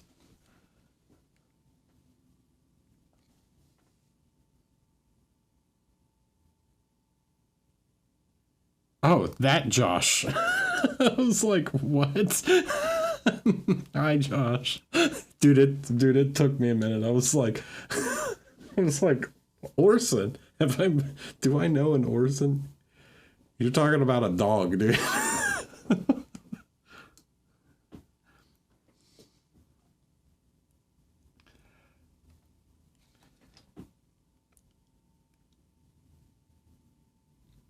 I had no idea what your screen name was. I'm so bad about like people will come up to me and be like, "Hey, I'm this person," and I'm like, "Okay." They're like, "This on Discord," and I'm like, "Oh, well, thank you," because I would have. I'm like, "We've never met in person. How would I know your real name?" And then it's like Josh, who Josh, as far as I know, is not on the Discord, so I never see him use his. I never see him use his screen name.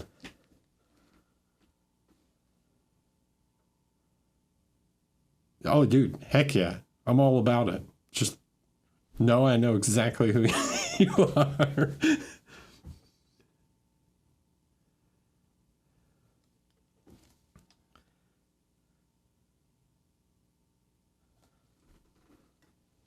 I'm just Eric on everything.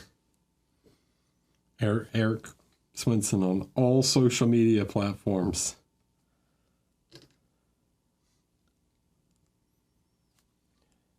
All right, so we need to do the.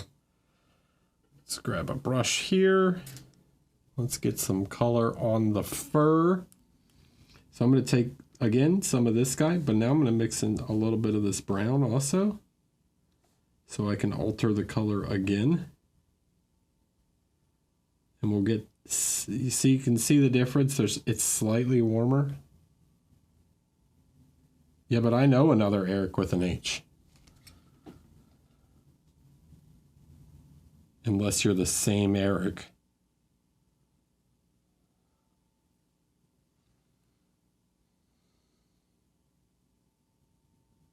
We used to call him E-Rich because of how many Erics were at the local game store.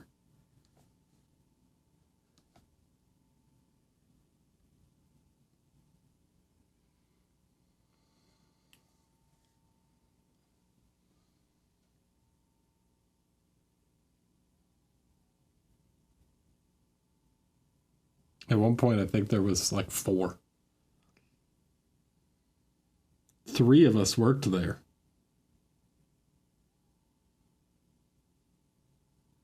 We had ERIK, ERIC, and ERICH all working there.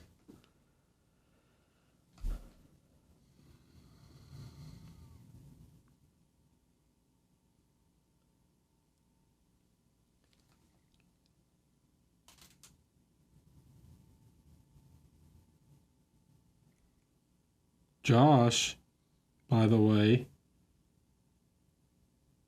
you gonna finish your bust for Nova? You told me you would.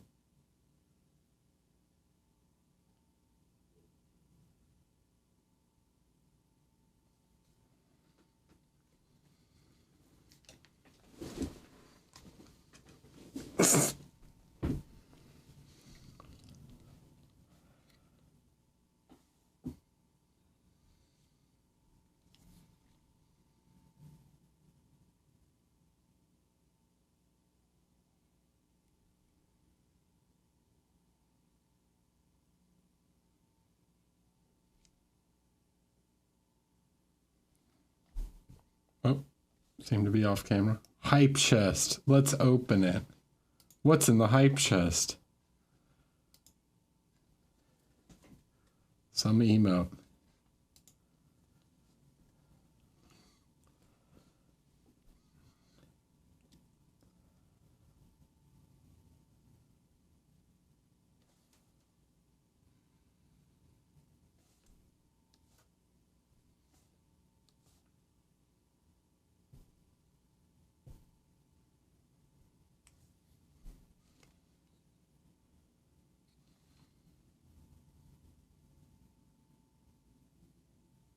Well, you could be like the way the Spanish say my name. It's Eric. Eric. Eric.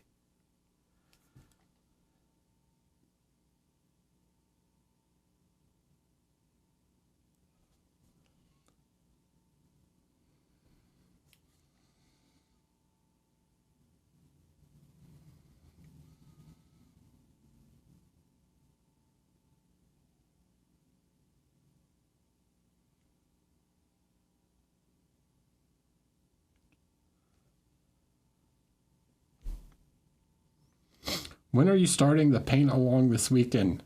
9 a.m. Eastern time. So for you, I guess that's in Texas,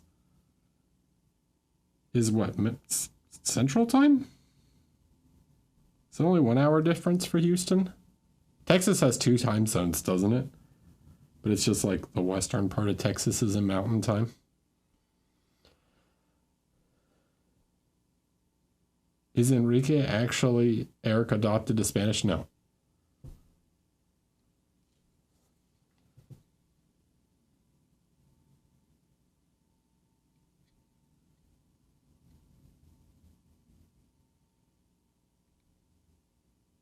No, that's a different name. What is Enrique?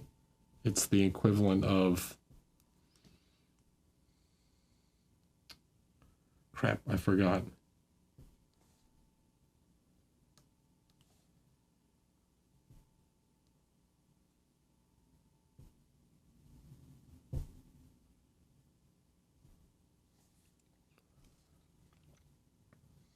That is spelled so wrong. La vida is 2 words, and loca is only 1 C.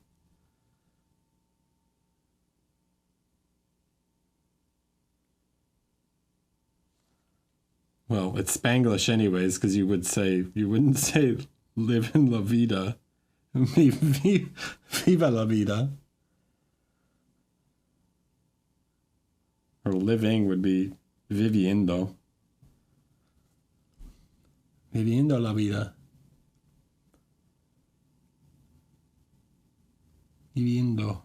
Enrique is Henry, that's right. Or Heinrich, yeah.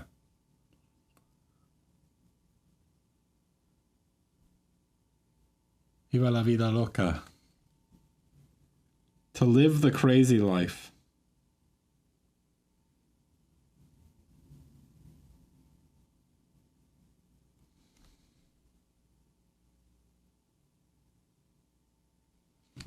Or you, I think it's actually would be like an imperative, right? It's like a command.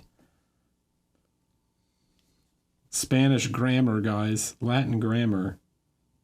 Viva la vida would be like an imperative, like go live a crazy life.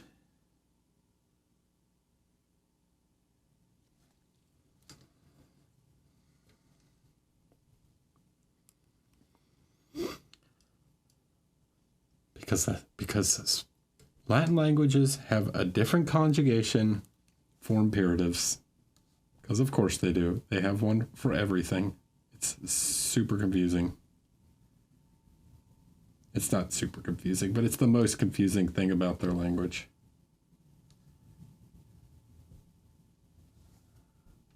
Viviendo la vida loca would be living the crazy life, yes.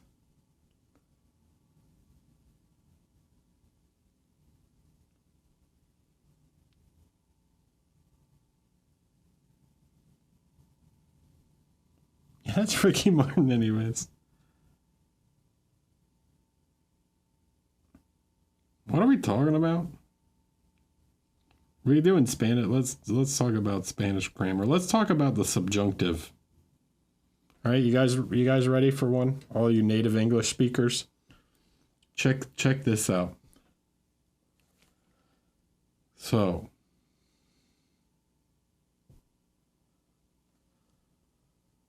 not subjunctive, subjunctive. The subjunctive verb. That's like cuando llegas, right? It's not cuando llegues, cuando llegas, or llegues, right? The one's the subjunctive.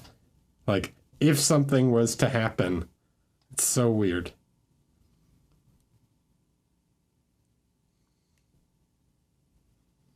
Yeah, English has the easiest verb conjugation. We just have 9 million exception rules because of how many languages we're based on.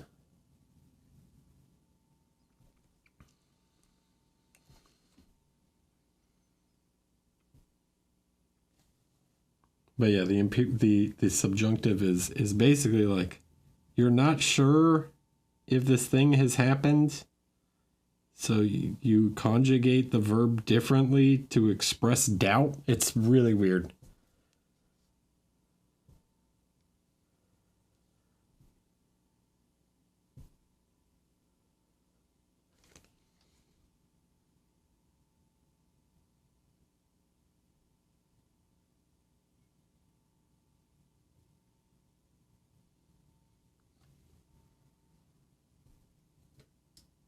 No, but it's not like if I were to do something like that, you would just say like, if I'm going to do something, right?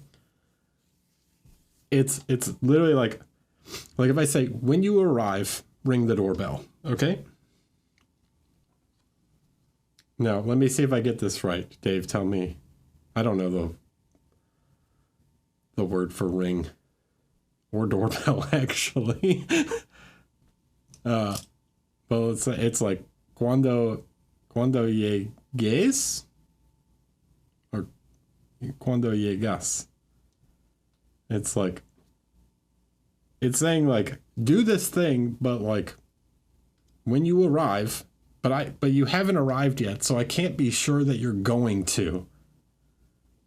So I express that differently. It's really weird.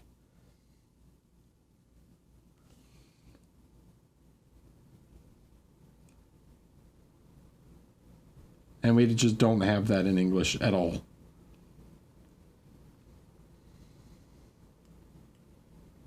Yeah, it's like, in case you arrive. It's really bizarre.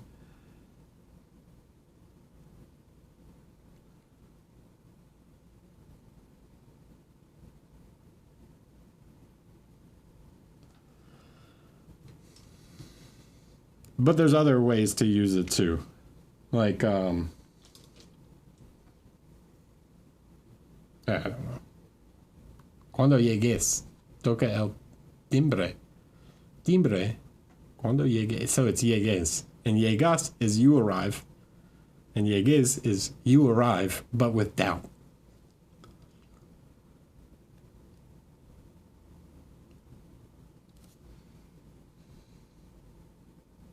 Super bizarre. One of the weirdest things in Latin languages. And I'm 99% sure that Italian and French has that also.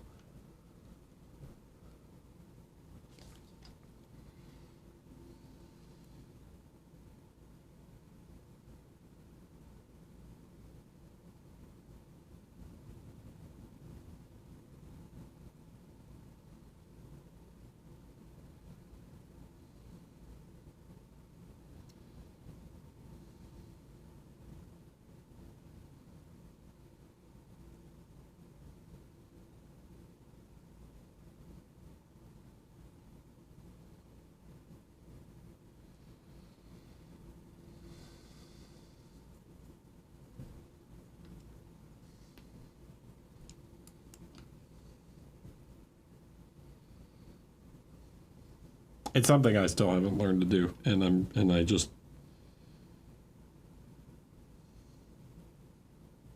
people just go, okay.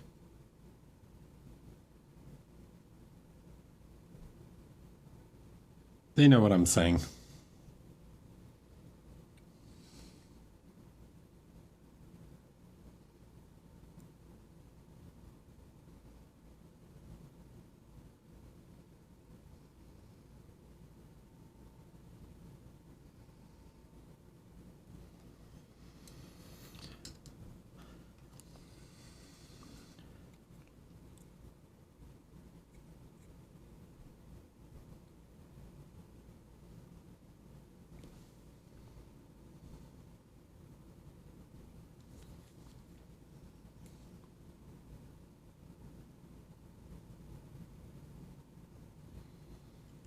No, I'm not printing right now, Dave.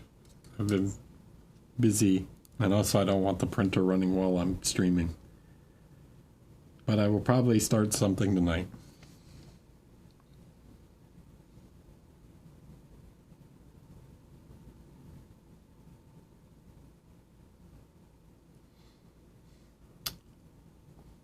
I have to bug Victor for an STL. Victor, necesito un STL. STL. I don't need your permission to beat you in Kill Team.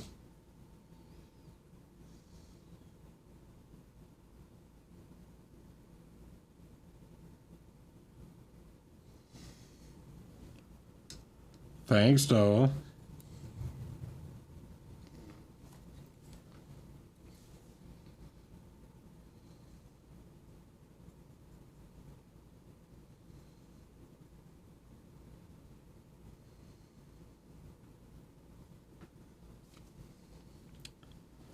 Now, see, the way you word that, Dave, you haven't beat me in a while. Been months, I think. Leave some context that might make people out to believe that we have played often and I haven't beaten you. You've been beating me, by the way you word that.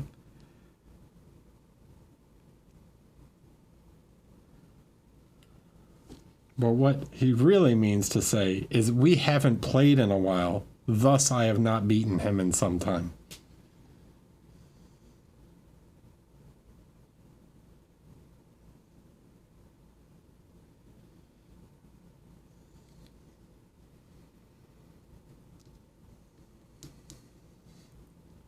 I just wanted to clarify that for the audience.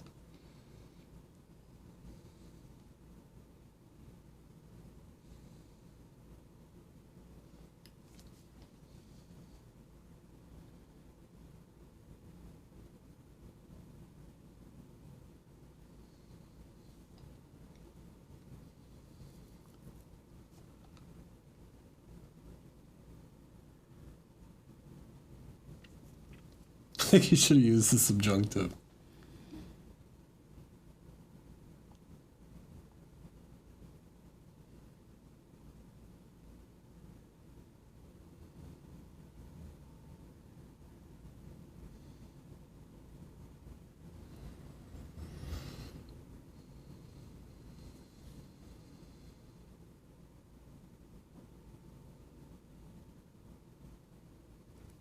Definitely.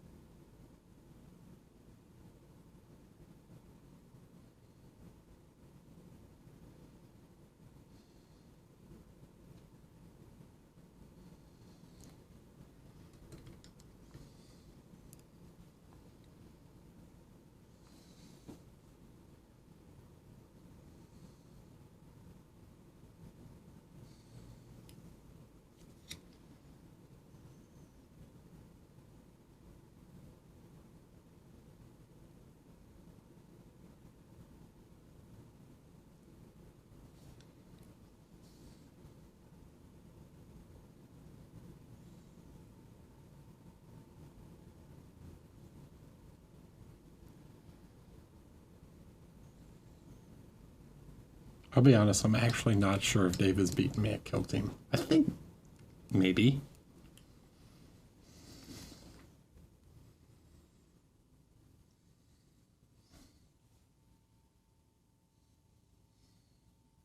Okay. I can't remember.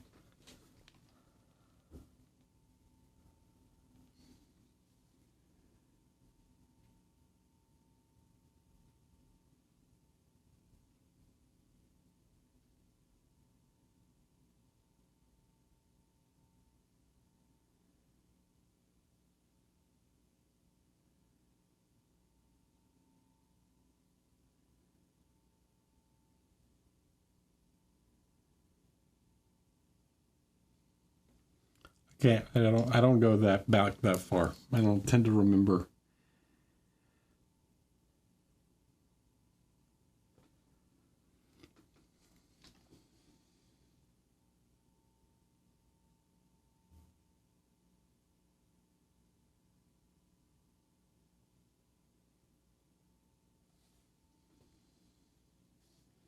And no one likes them, dude.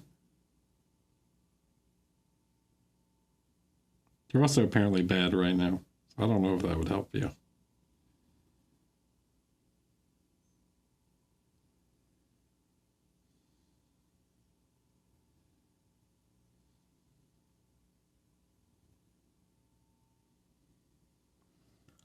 It's all about Blades of Cain right now, I hear. So to see how that like gray now works as a shadow color, look how dark that looks in those crevices.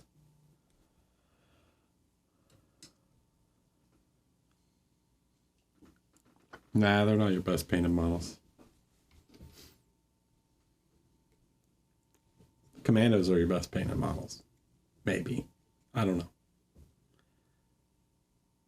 Sounds like I know what kill team to bring to Nova. Mandrakes? Yeah, everybody loves them. They're super fun to play against where you can't tell any of the models apart and they ignore the rules of the game. They're super fun.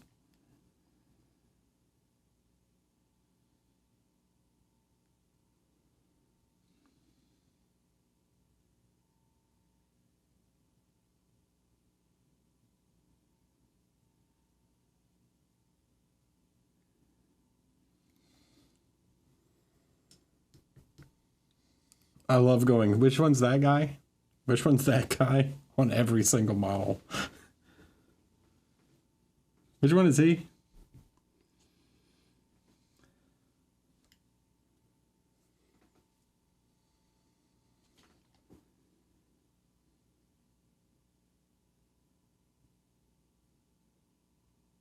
No one ignores line of sight. Models have ways to ignore obstructed, yes. But as far as I know, no one ignores line of sight, right?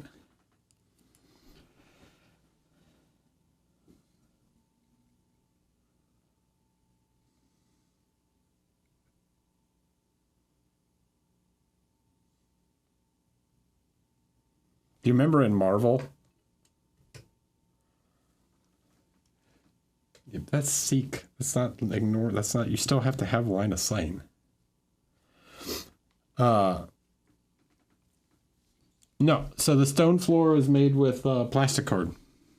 It's just you take plastic card, you draw a little circle, you glue it down, and you just trim the edge. You remember in the old Marvel game, what's his name? Tony Stark had what was that rule? He had like heat seeking or whatever. He had guided or something. They had a rule called guided that you could like shoot from behind building. You didn't need line of sight. It was stupid. That game was fun though, by the way. The old Night Models game. All right, I'm going to be right back. I'll be back in a few minutes. Hello, I'm back.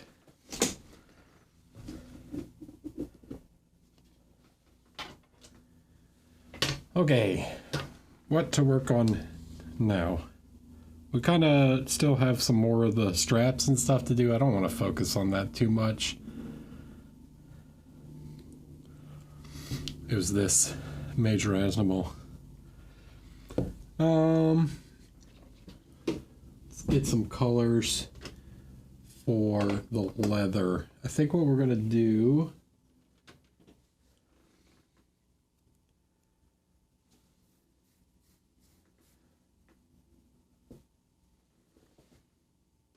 is grab like a brownish tone here. I think we'll go with like something like this for the leather.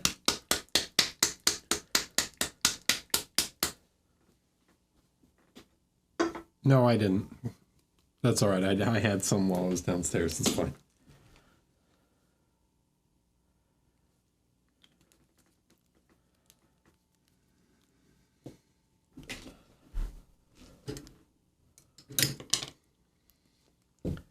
We need a dark brown also.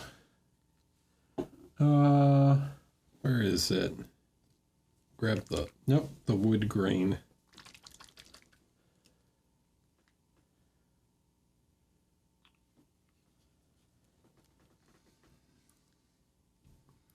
Okay. Some leather time. All right. So we can darken some of this leather a little further. Get a nice and a dark rich brown.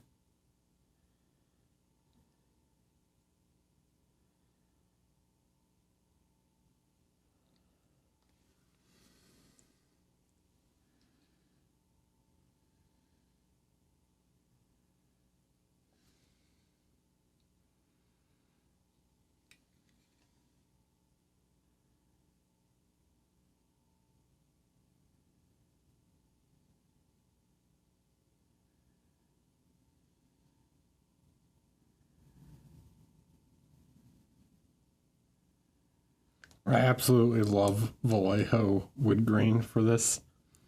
It's like a kind of matte ink, like a satiny ink, and it gives a really just like super powerful dark reddish brown tone. It's the best.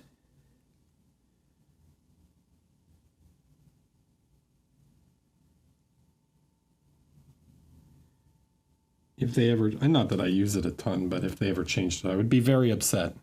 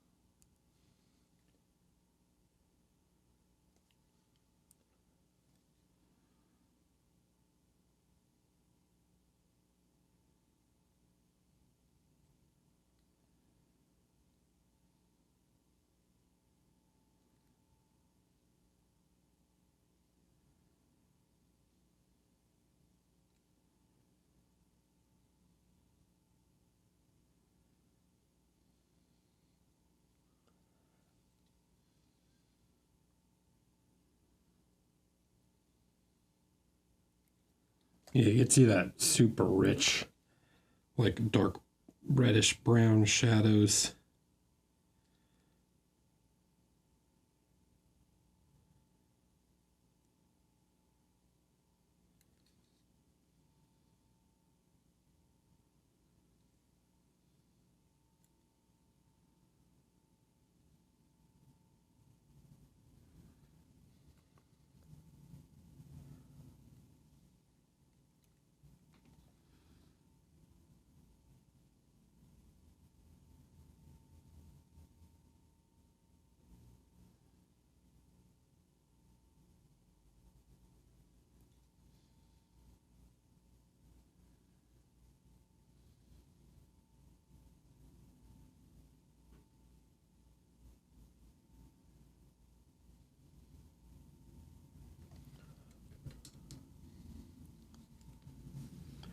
Let's see, where else? We got these, those.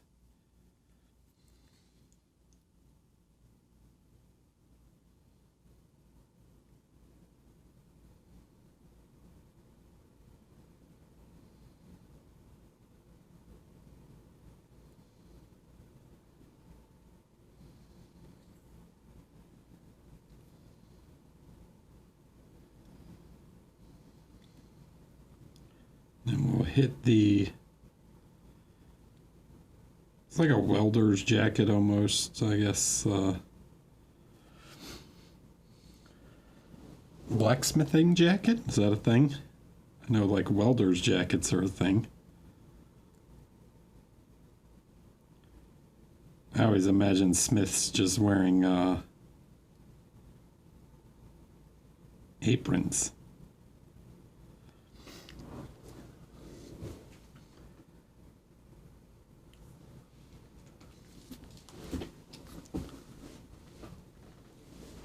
What was that ink again? It's not technically an ink. I mean, I think it, no, so there's two, but both of them are nice. Smoke and wood grain. 181 and 182. Or no, 770, 290, 939, and 7828. Wood grain is the more reddish one. Smoke is more yellowish, but they're both like very dark brown.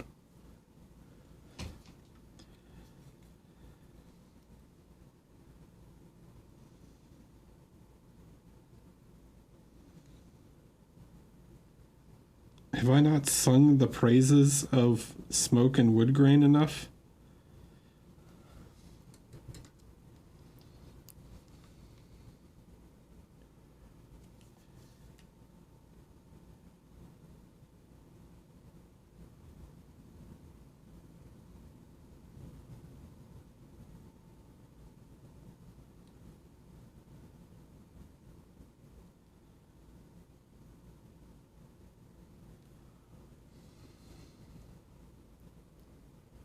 Have you painted any of your Gundams, like recently? I mean, in the past I have. Are you talking about like recently? Because no.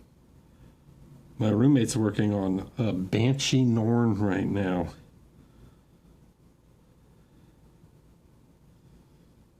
He finished. Oh, you mean like the Gundam Assemble stuff? No, I mean that's not out yet. That card game came out.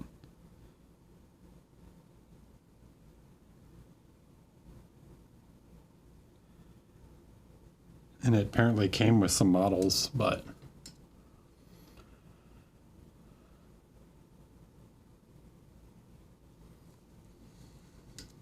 apparently they were very difficult to get your hands on. Okay, so now we can take some of this and mix them together. Maybe some of this guy. We can get like a nice brownish tone here.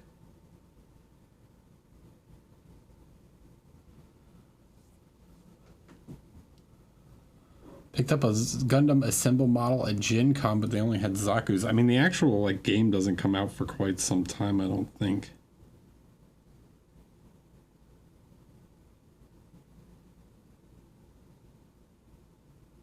I think it's like next year.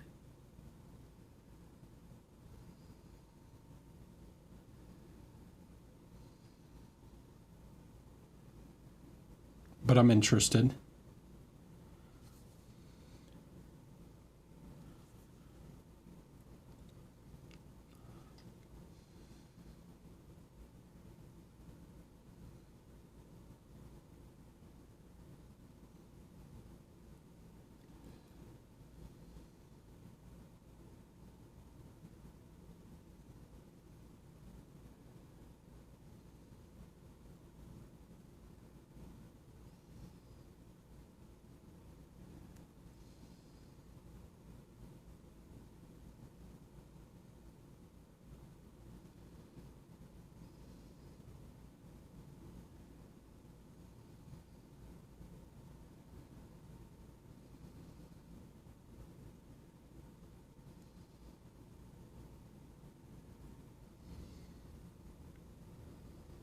Can you see that? Painting some, so kind of paint the edge there and then catch like the volumetric of it. Really, the leather doesn't have like a, once you do the sort of the ink, you just kind of want to catch some highlights here.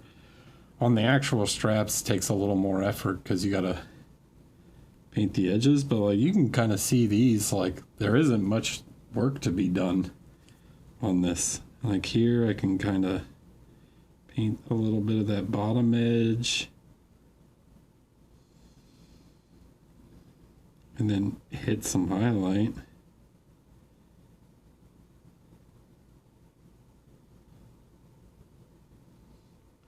You have sort of a general lighting for that leather strap. Hola maestro, ¿cómo vamos? ¿Qué pintamos hoy? Estamos pintando una... Oh, I don't know the word for this. It's got to be similar. What's Squire in español? ¿Cómo se dice Squire en español? Del caballero negro.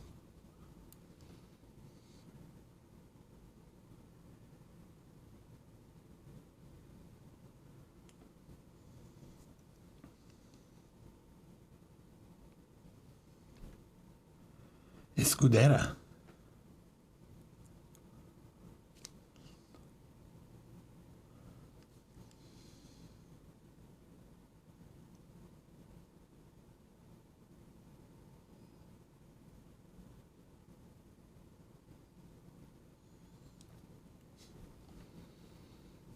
A new word. Today I learned a new word.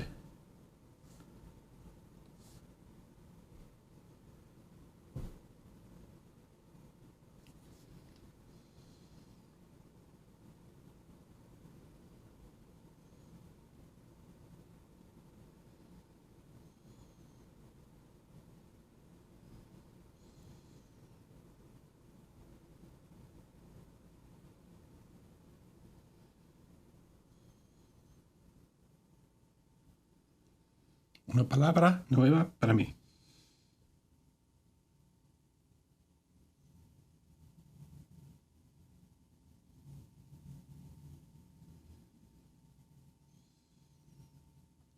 Actually, what's Smith? What's Smith and Smith? ¿Cómo se dice blacksmith and Smith en español?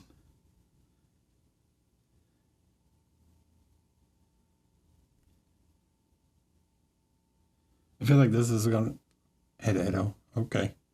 I don't know if I've ever heard that one.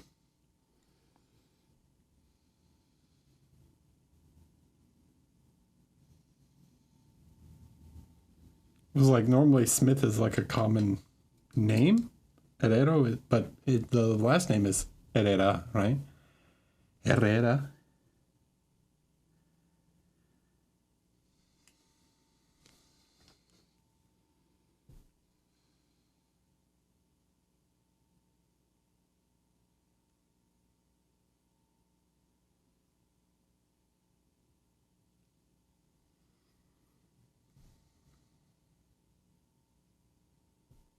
Do I enjoy other languages? You genuinely seem interested about in which way. Yes, I do find foreign languages interesting.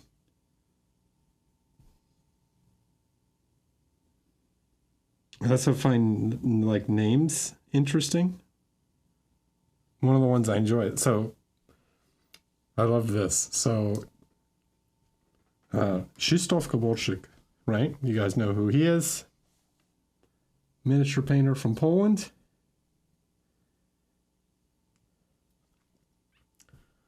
Krzysztof is Christopher, and Kowalczyk is blacksmith. So Krzysztof Kowalczyk is Chris Smith in Polish. Super generic, right? And they was hanging out with one of our often viewers, Christian Schmidt, which Christian Schmidt is also, Schmidt is Smith in German. So literally they're both Chris Smith, but in different languages. So if you ever see them together, like at Nova, you can call them the Chris Smiths.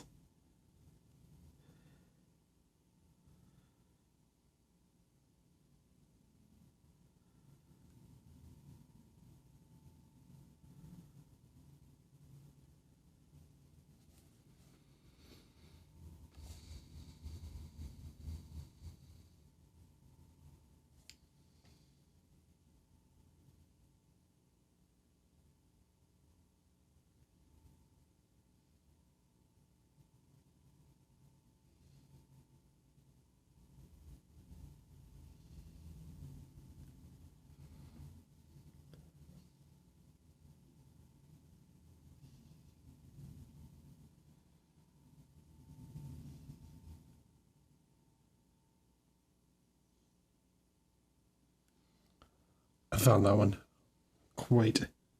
I guess I'm the only one who found that amusing.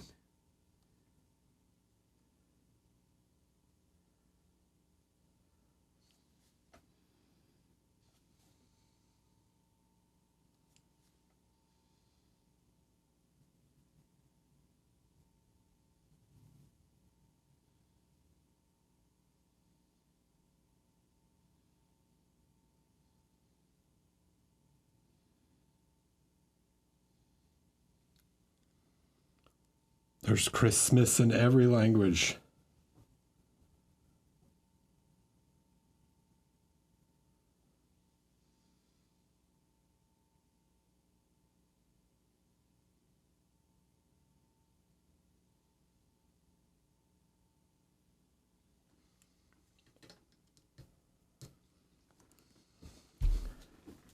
Am I excited to see what everyone brings to Capital Palette? Of course.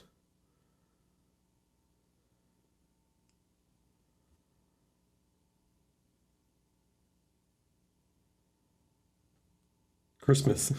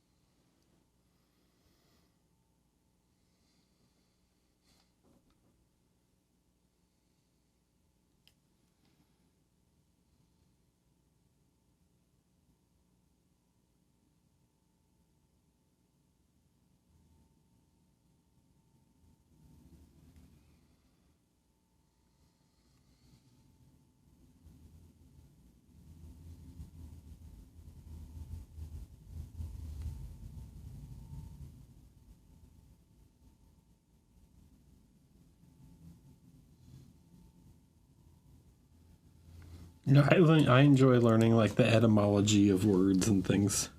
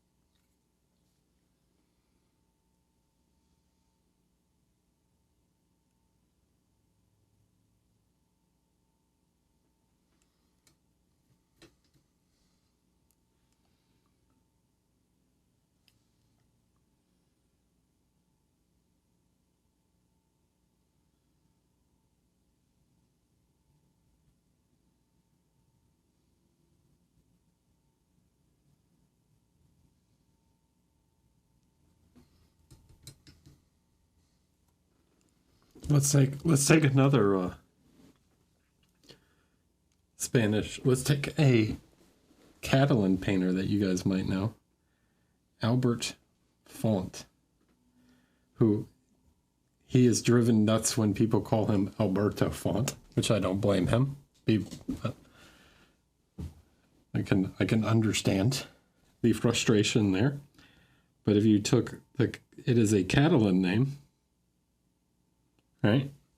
And if you were, yeah, except Alberto Font would be wrong. If you were to convert it into a Castilian name, like Spanish, right? If you were to, it would be Alberto Fontana, right? So font becomes Fontana, which means fountain, or in French, fontaine, right? Like fontaine is a very common French last name.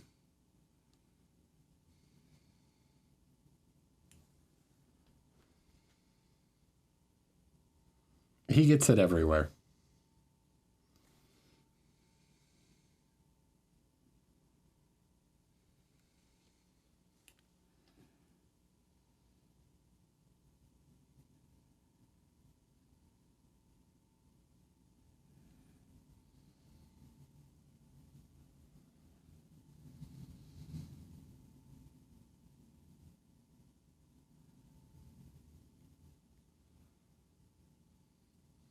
It's just Albert font. Like no O's on the end. Because Catalan doesn't have the like Spanish always ending with a vowel thing. Not that every Spanish word ends with a vowel, but most of them end in either O or A.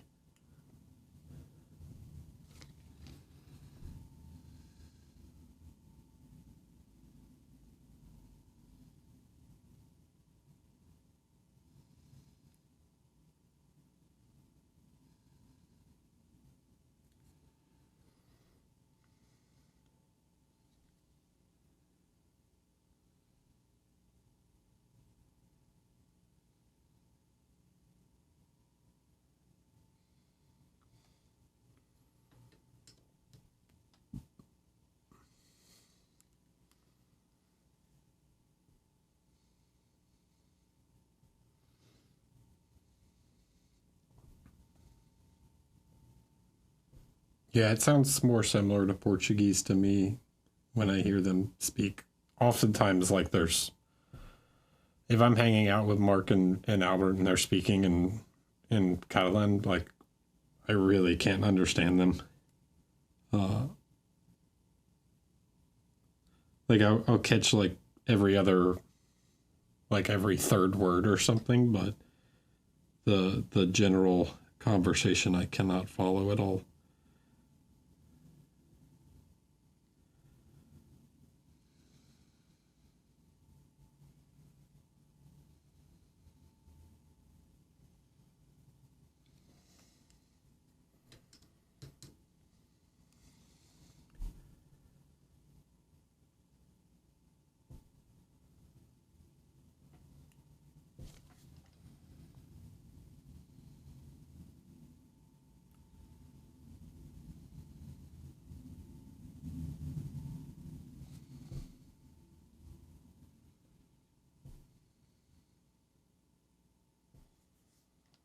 Yes, he is.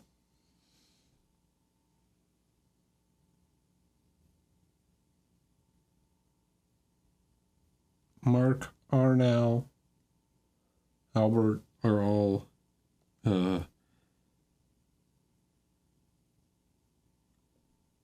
Enric are all Catalan. There you go. There's another example. Enric is the Catalan version of Enrique or Heinrich, and it's like halfway in between Enric.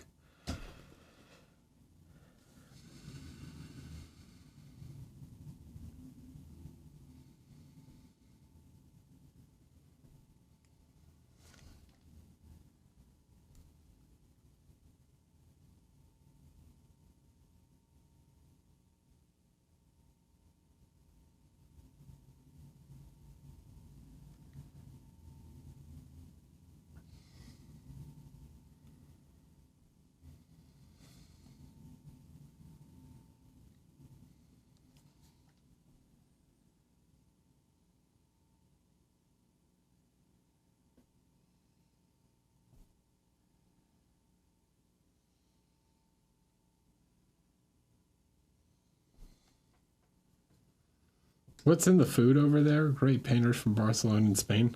I don't, I think it's just a culture of, I think there's just the like mini painting culture at that age, like really picked up. And I think they had like a good community together that like supported each other and really grew the painting scene.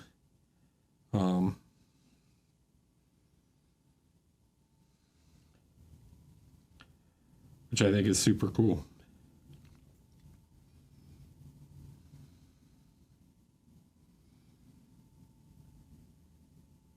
And now it is carried on, and you've got guys like Alfonso and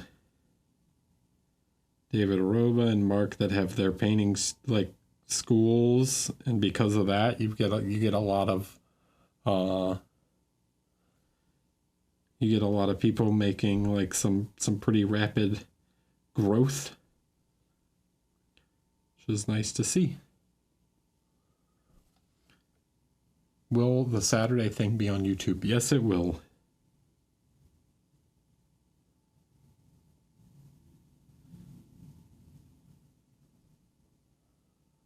When does the Swinson Academy? Never. There's just not that population density here in the U.S. This is the Swinson Academy. You guys are watching it. My Feedback Friday is like my way of trying to do something similar, right? Geographically, the United States is just too spread out.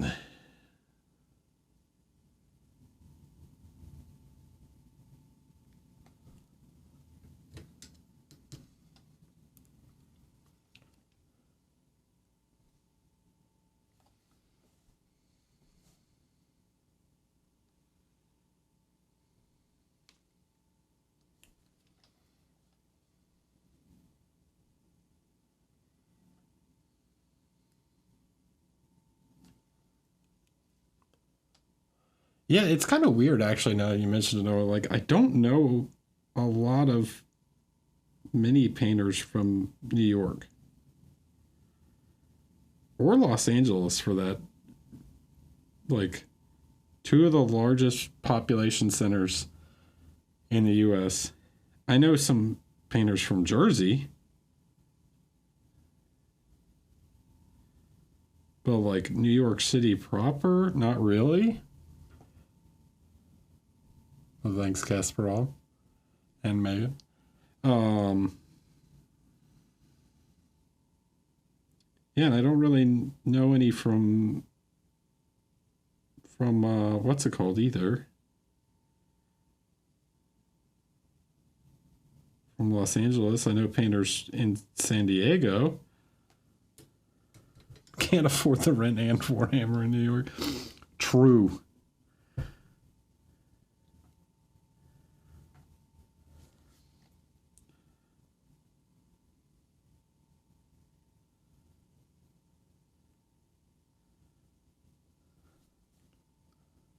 Is Ben Cantor an LA guy? Actually, yes, but I think he isn't originally.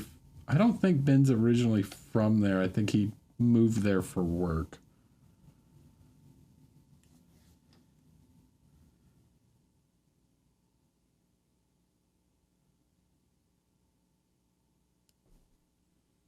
I could be wrong.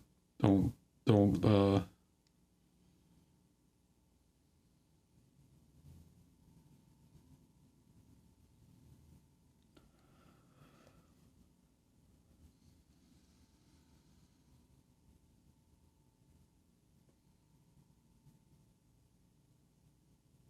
I think Midwest, in terms of U.S., tends to have quite a lot of the mini painting scene.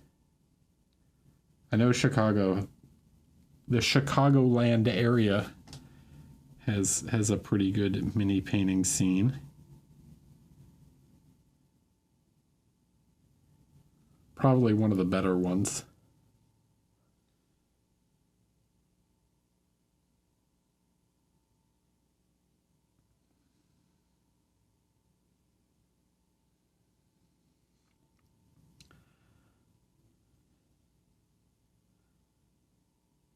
Yeah, because you guys just stay inside and paint. That's the reason. It's what it is.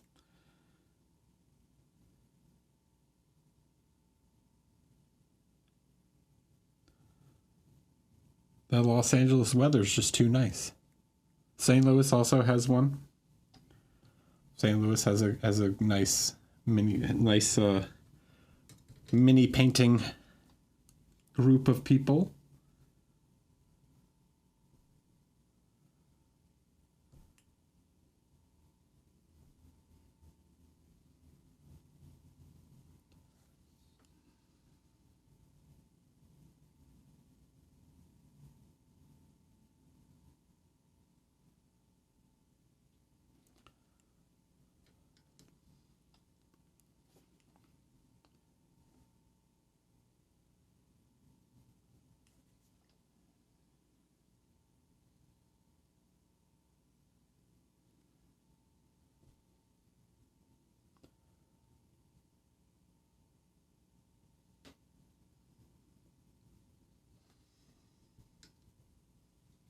right, let's grab another color real quick just to try and hit some of these edges.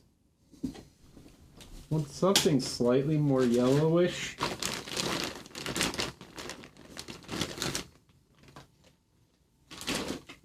Not really orange.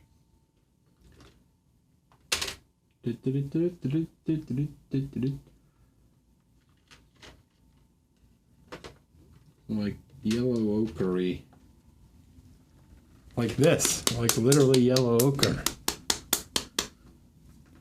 Wish we had a scene here in Georgia. There is. There's some stuff in Atlanta. I know there's some other painters in the Discord from the Atlanta area.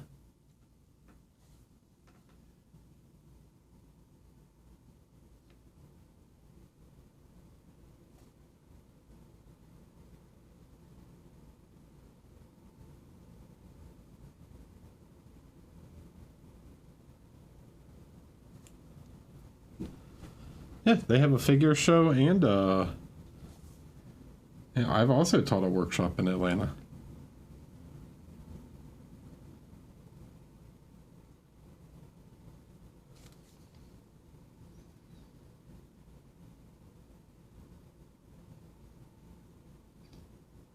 All right, so we want to just catch a little bit of the edge here just to create some separation, right?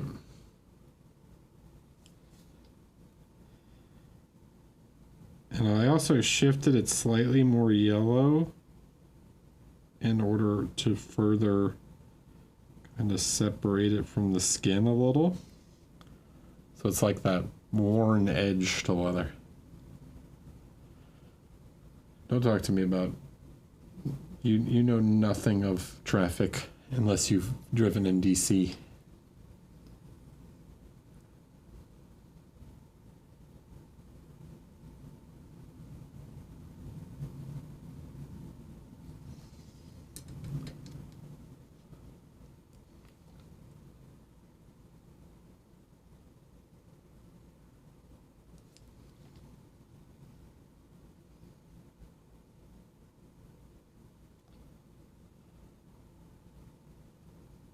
Dude, I've driven in Chicago traffic. I love Chicago drivers. I love that Chicago drivers have just collectively decided that the speed limit means nothing.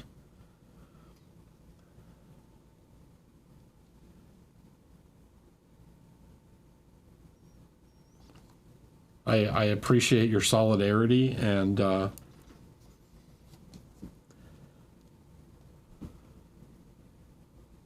the fact that you've just decided that they can't pull you all over.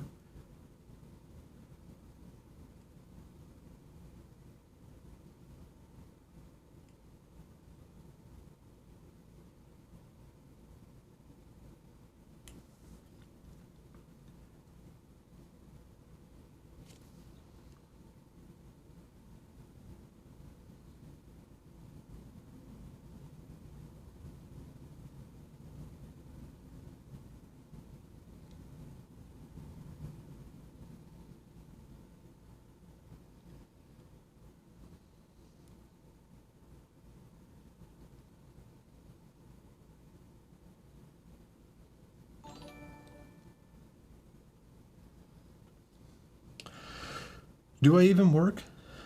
Thanks for the prime. Appreciate it. Yeah, they're great. Chicago drivers. Fantastic. DC? No, not so much.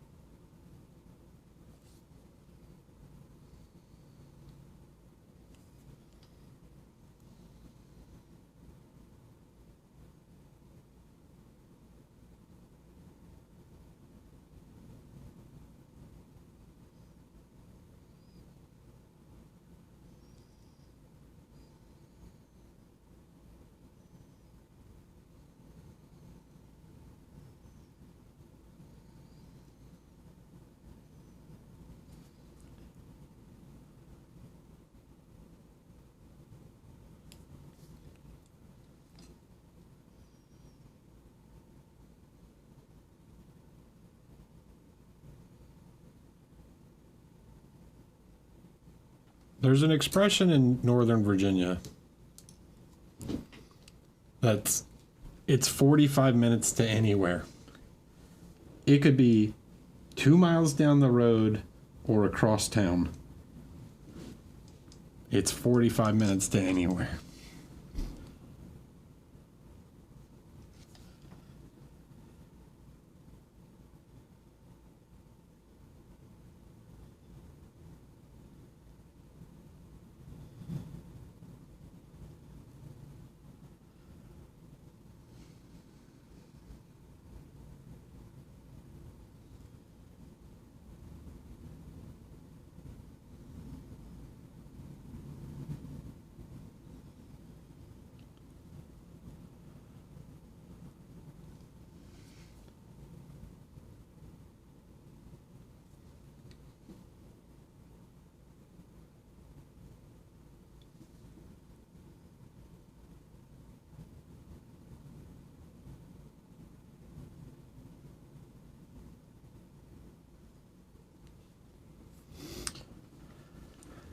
I'm excited too. It's not, well, next Saturday. You mean this Saturday?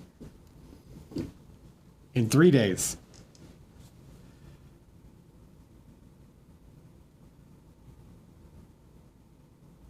This is what my roommate and I always fight about. We always, do you guys have this? We need to come up with a better way to do this in English. The next Saturday, this Saturday argument. Which one is it? Okay, is next Saturday the following Saturday? Like, you have this Saturday in 3 days. Okay. What is next Saturday? I go with next Saturday as always the Saturday after the one coming up.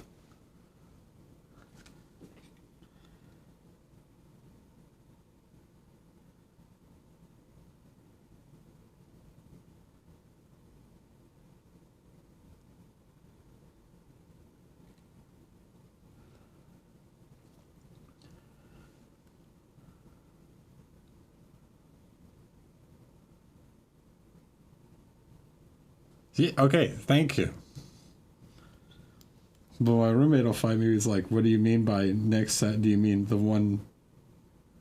I get it because it is literally like next Saturday. It is the next Saturday.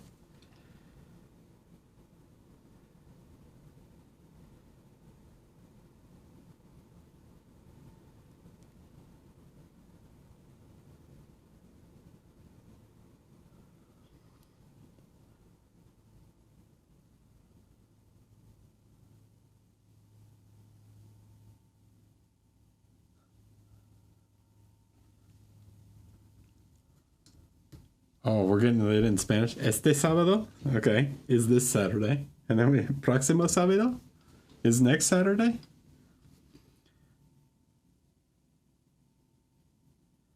Dude, did you guys know that Spanish has a word for the day before yesterday? Anteayer. The day before yesterday.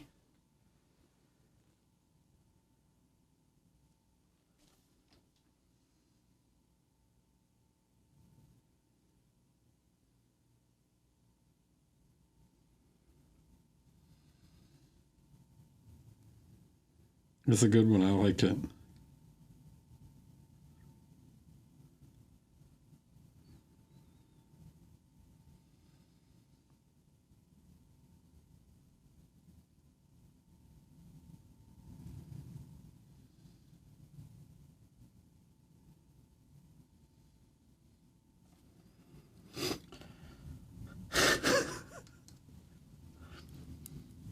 Just keep going. Just more and more antes.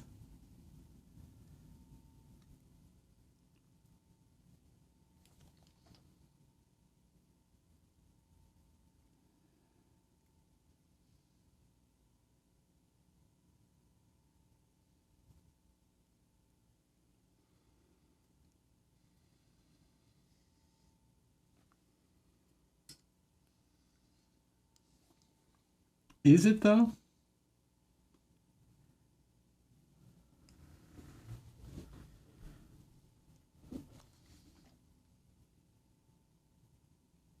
I understand the argument.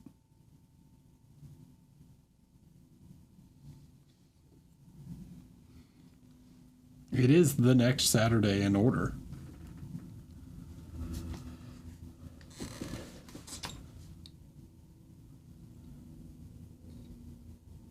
But I'm glad you're all on board with me.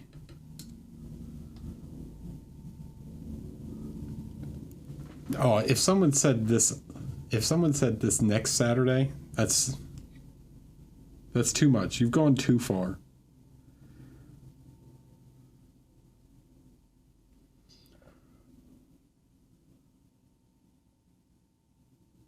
See, I understand though that next is somewhat ambiguous. Yeah.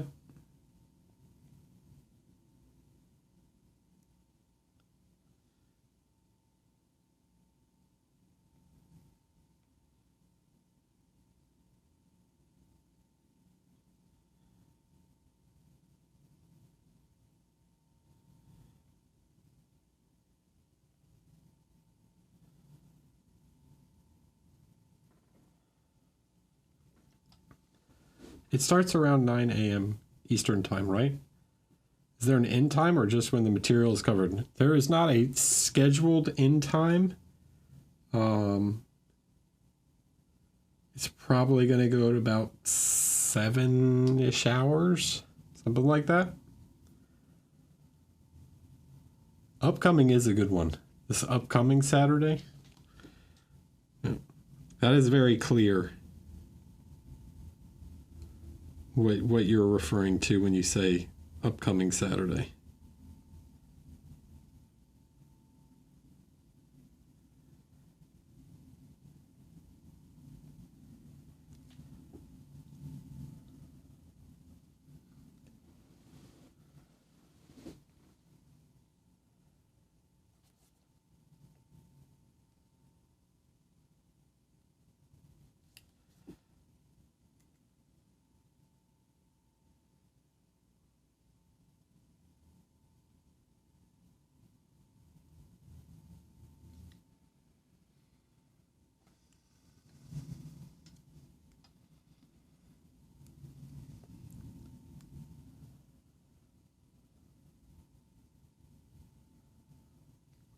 Don't worry about the thesaurus. The thesaurus.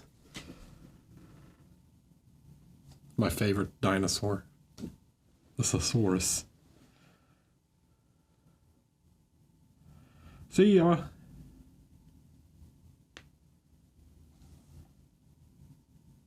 Nice.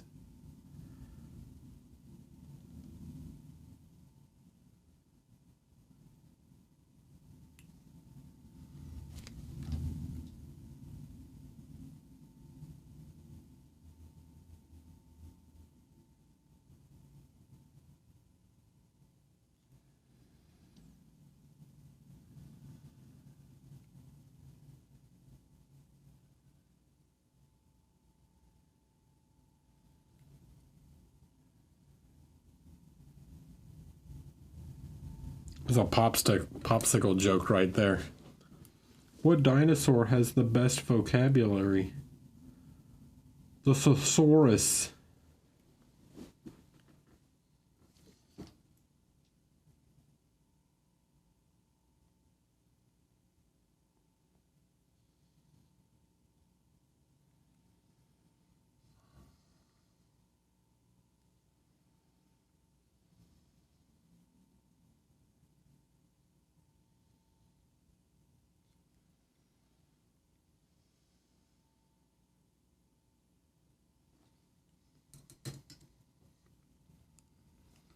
All right. I think we're going to just about call it here. I think I've covered pretty much the things that I wanted to do. We kind of did some leather, the cape, right? We did a bit of the skin. Obviously, there's still some work to do, but I think we've made some good progress. Some good proggers.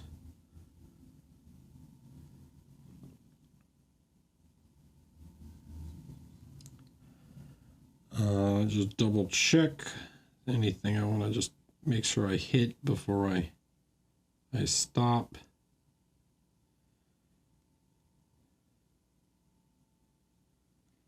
Oh, I got some yellow on my blue. Let me fix that.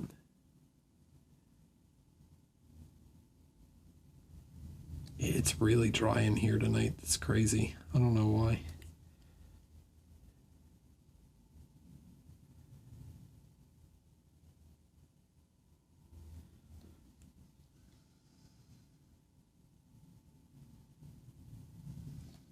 Paint's just drying out super fast. Are you doing a Feedback Friday this week or next week? I will not be doing one this week. I will be doing one next week. Just because I don't want to stream Friday night before the long one on Saturday. So no Feedback Friday this week. So here we are. This is about where we got to in a little over 3 hours. So not too bad. I figured she would take, typically these Kingdom Death models take me about 6 hours total. So I'm feeling pretty good with that. So, you know, mostly just some details left to do other than the weapons and the stuff. So pretty nice. Pretty good. I might even consider changing some of these things down here to the more light straps just because I think it might contrast better against her skin, but I don't know. Quick question, priming the Mini with black and yes, Zenithal, yes. It should look like this. This is what I want him to look like. He's still your roommate. Everybody collectively thinks he's wrong. I can't tell him that because some people did say that it was ambiguous, and I kind of agree. But I think it's generally accepted that this Saturday means the one coming up, and then the next means the one after that.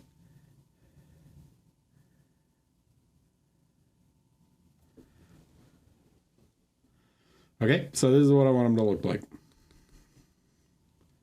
Yeah, a little bit on the back you can see, but mostly from the front, kind of front forward. All right.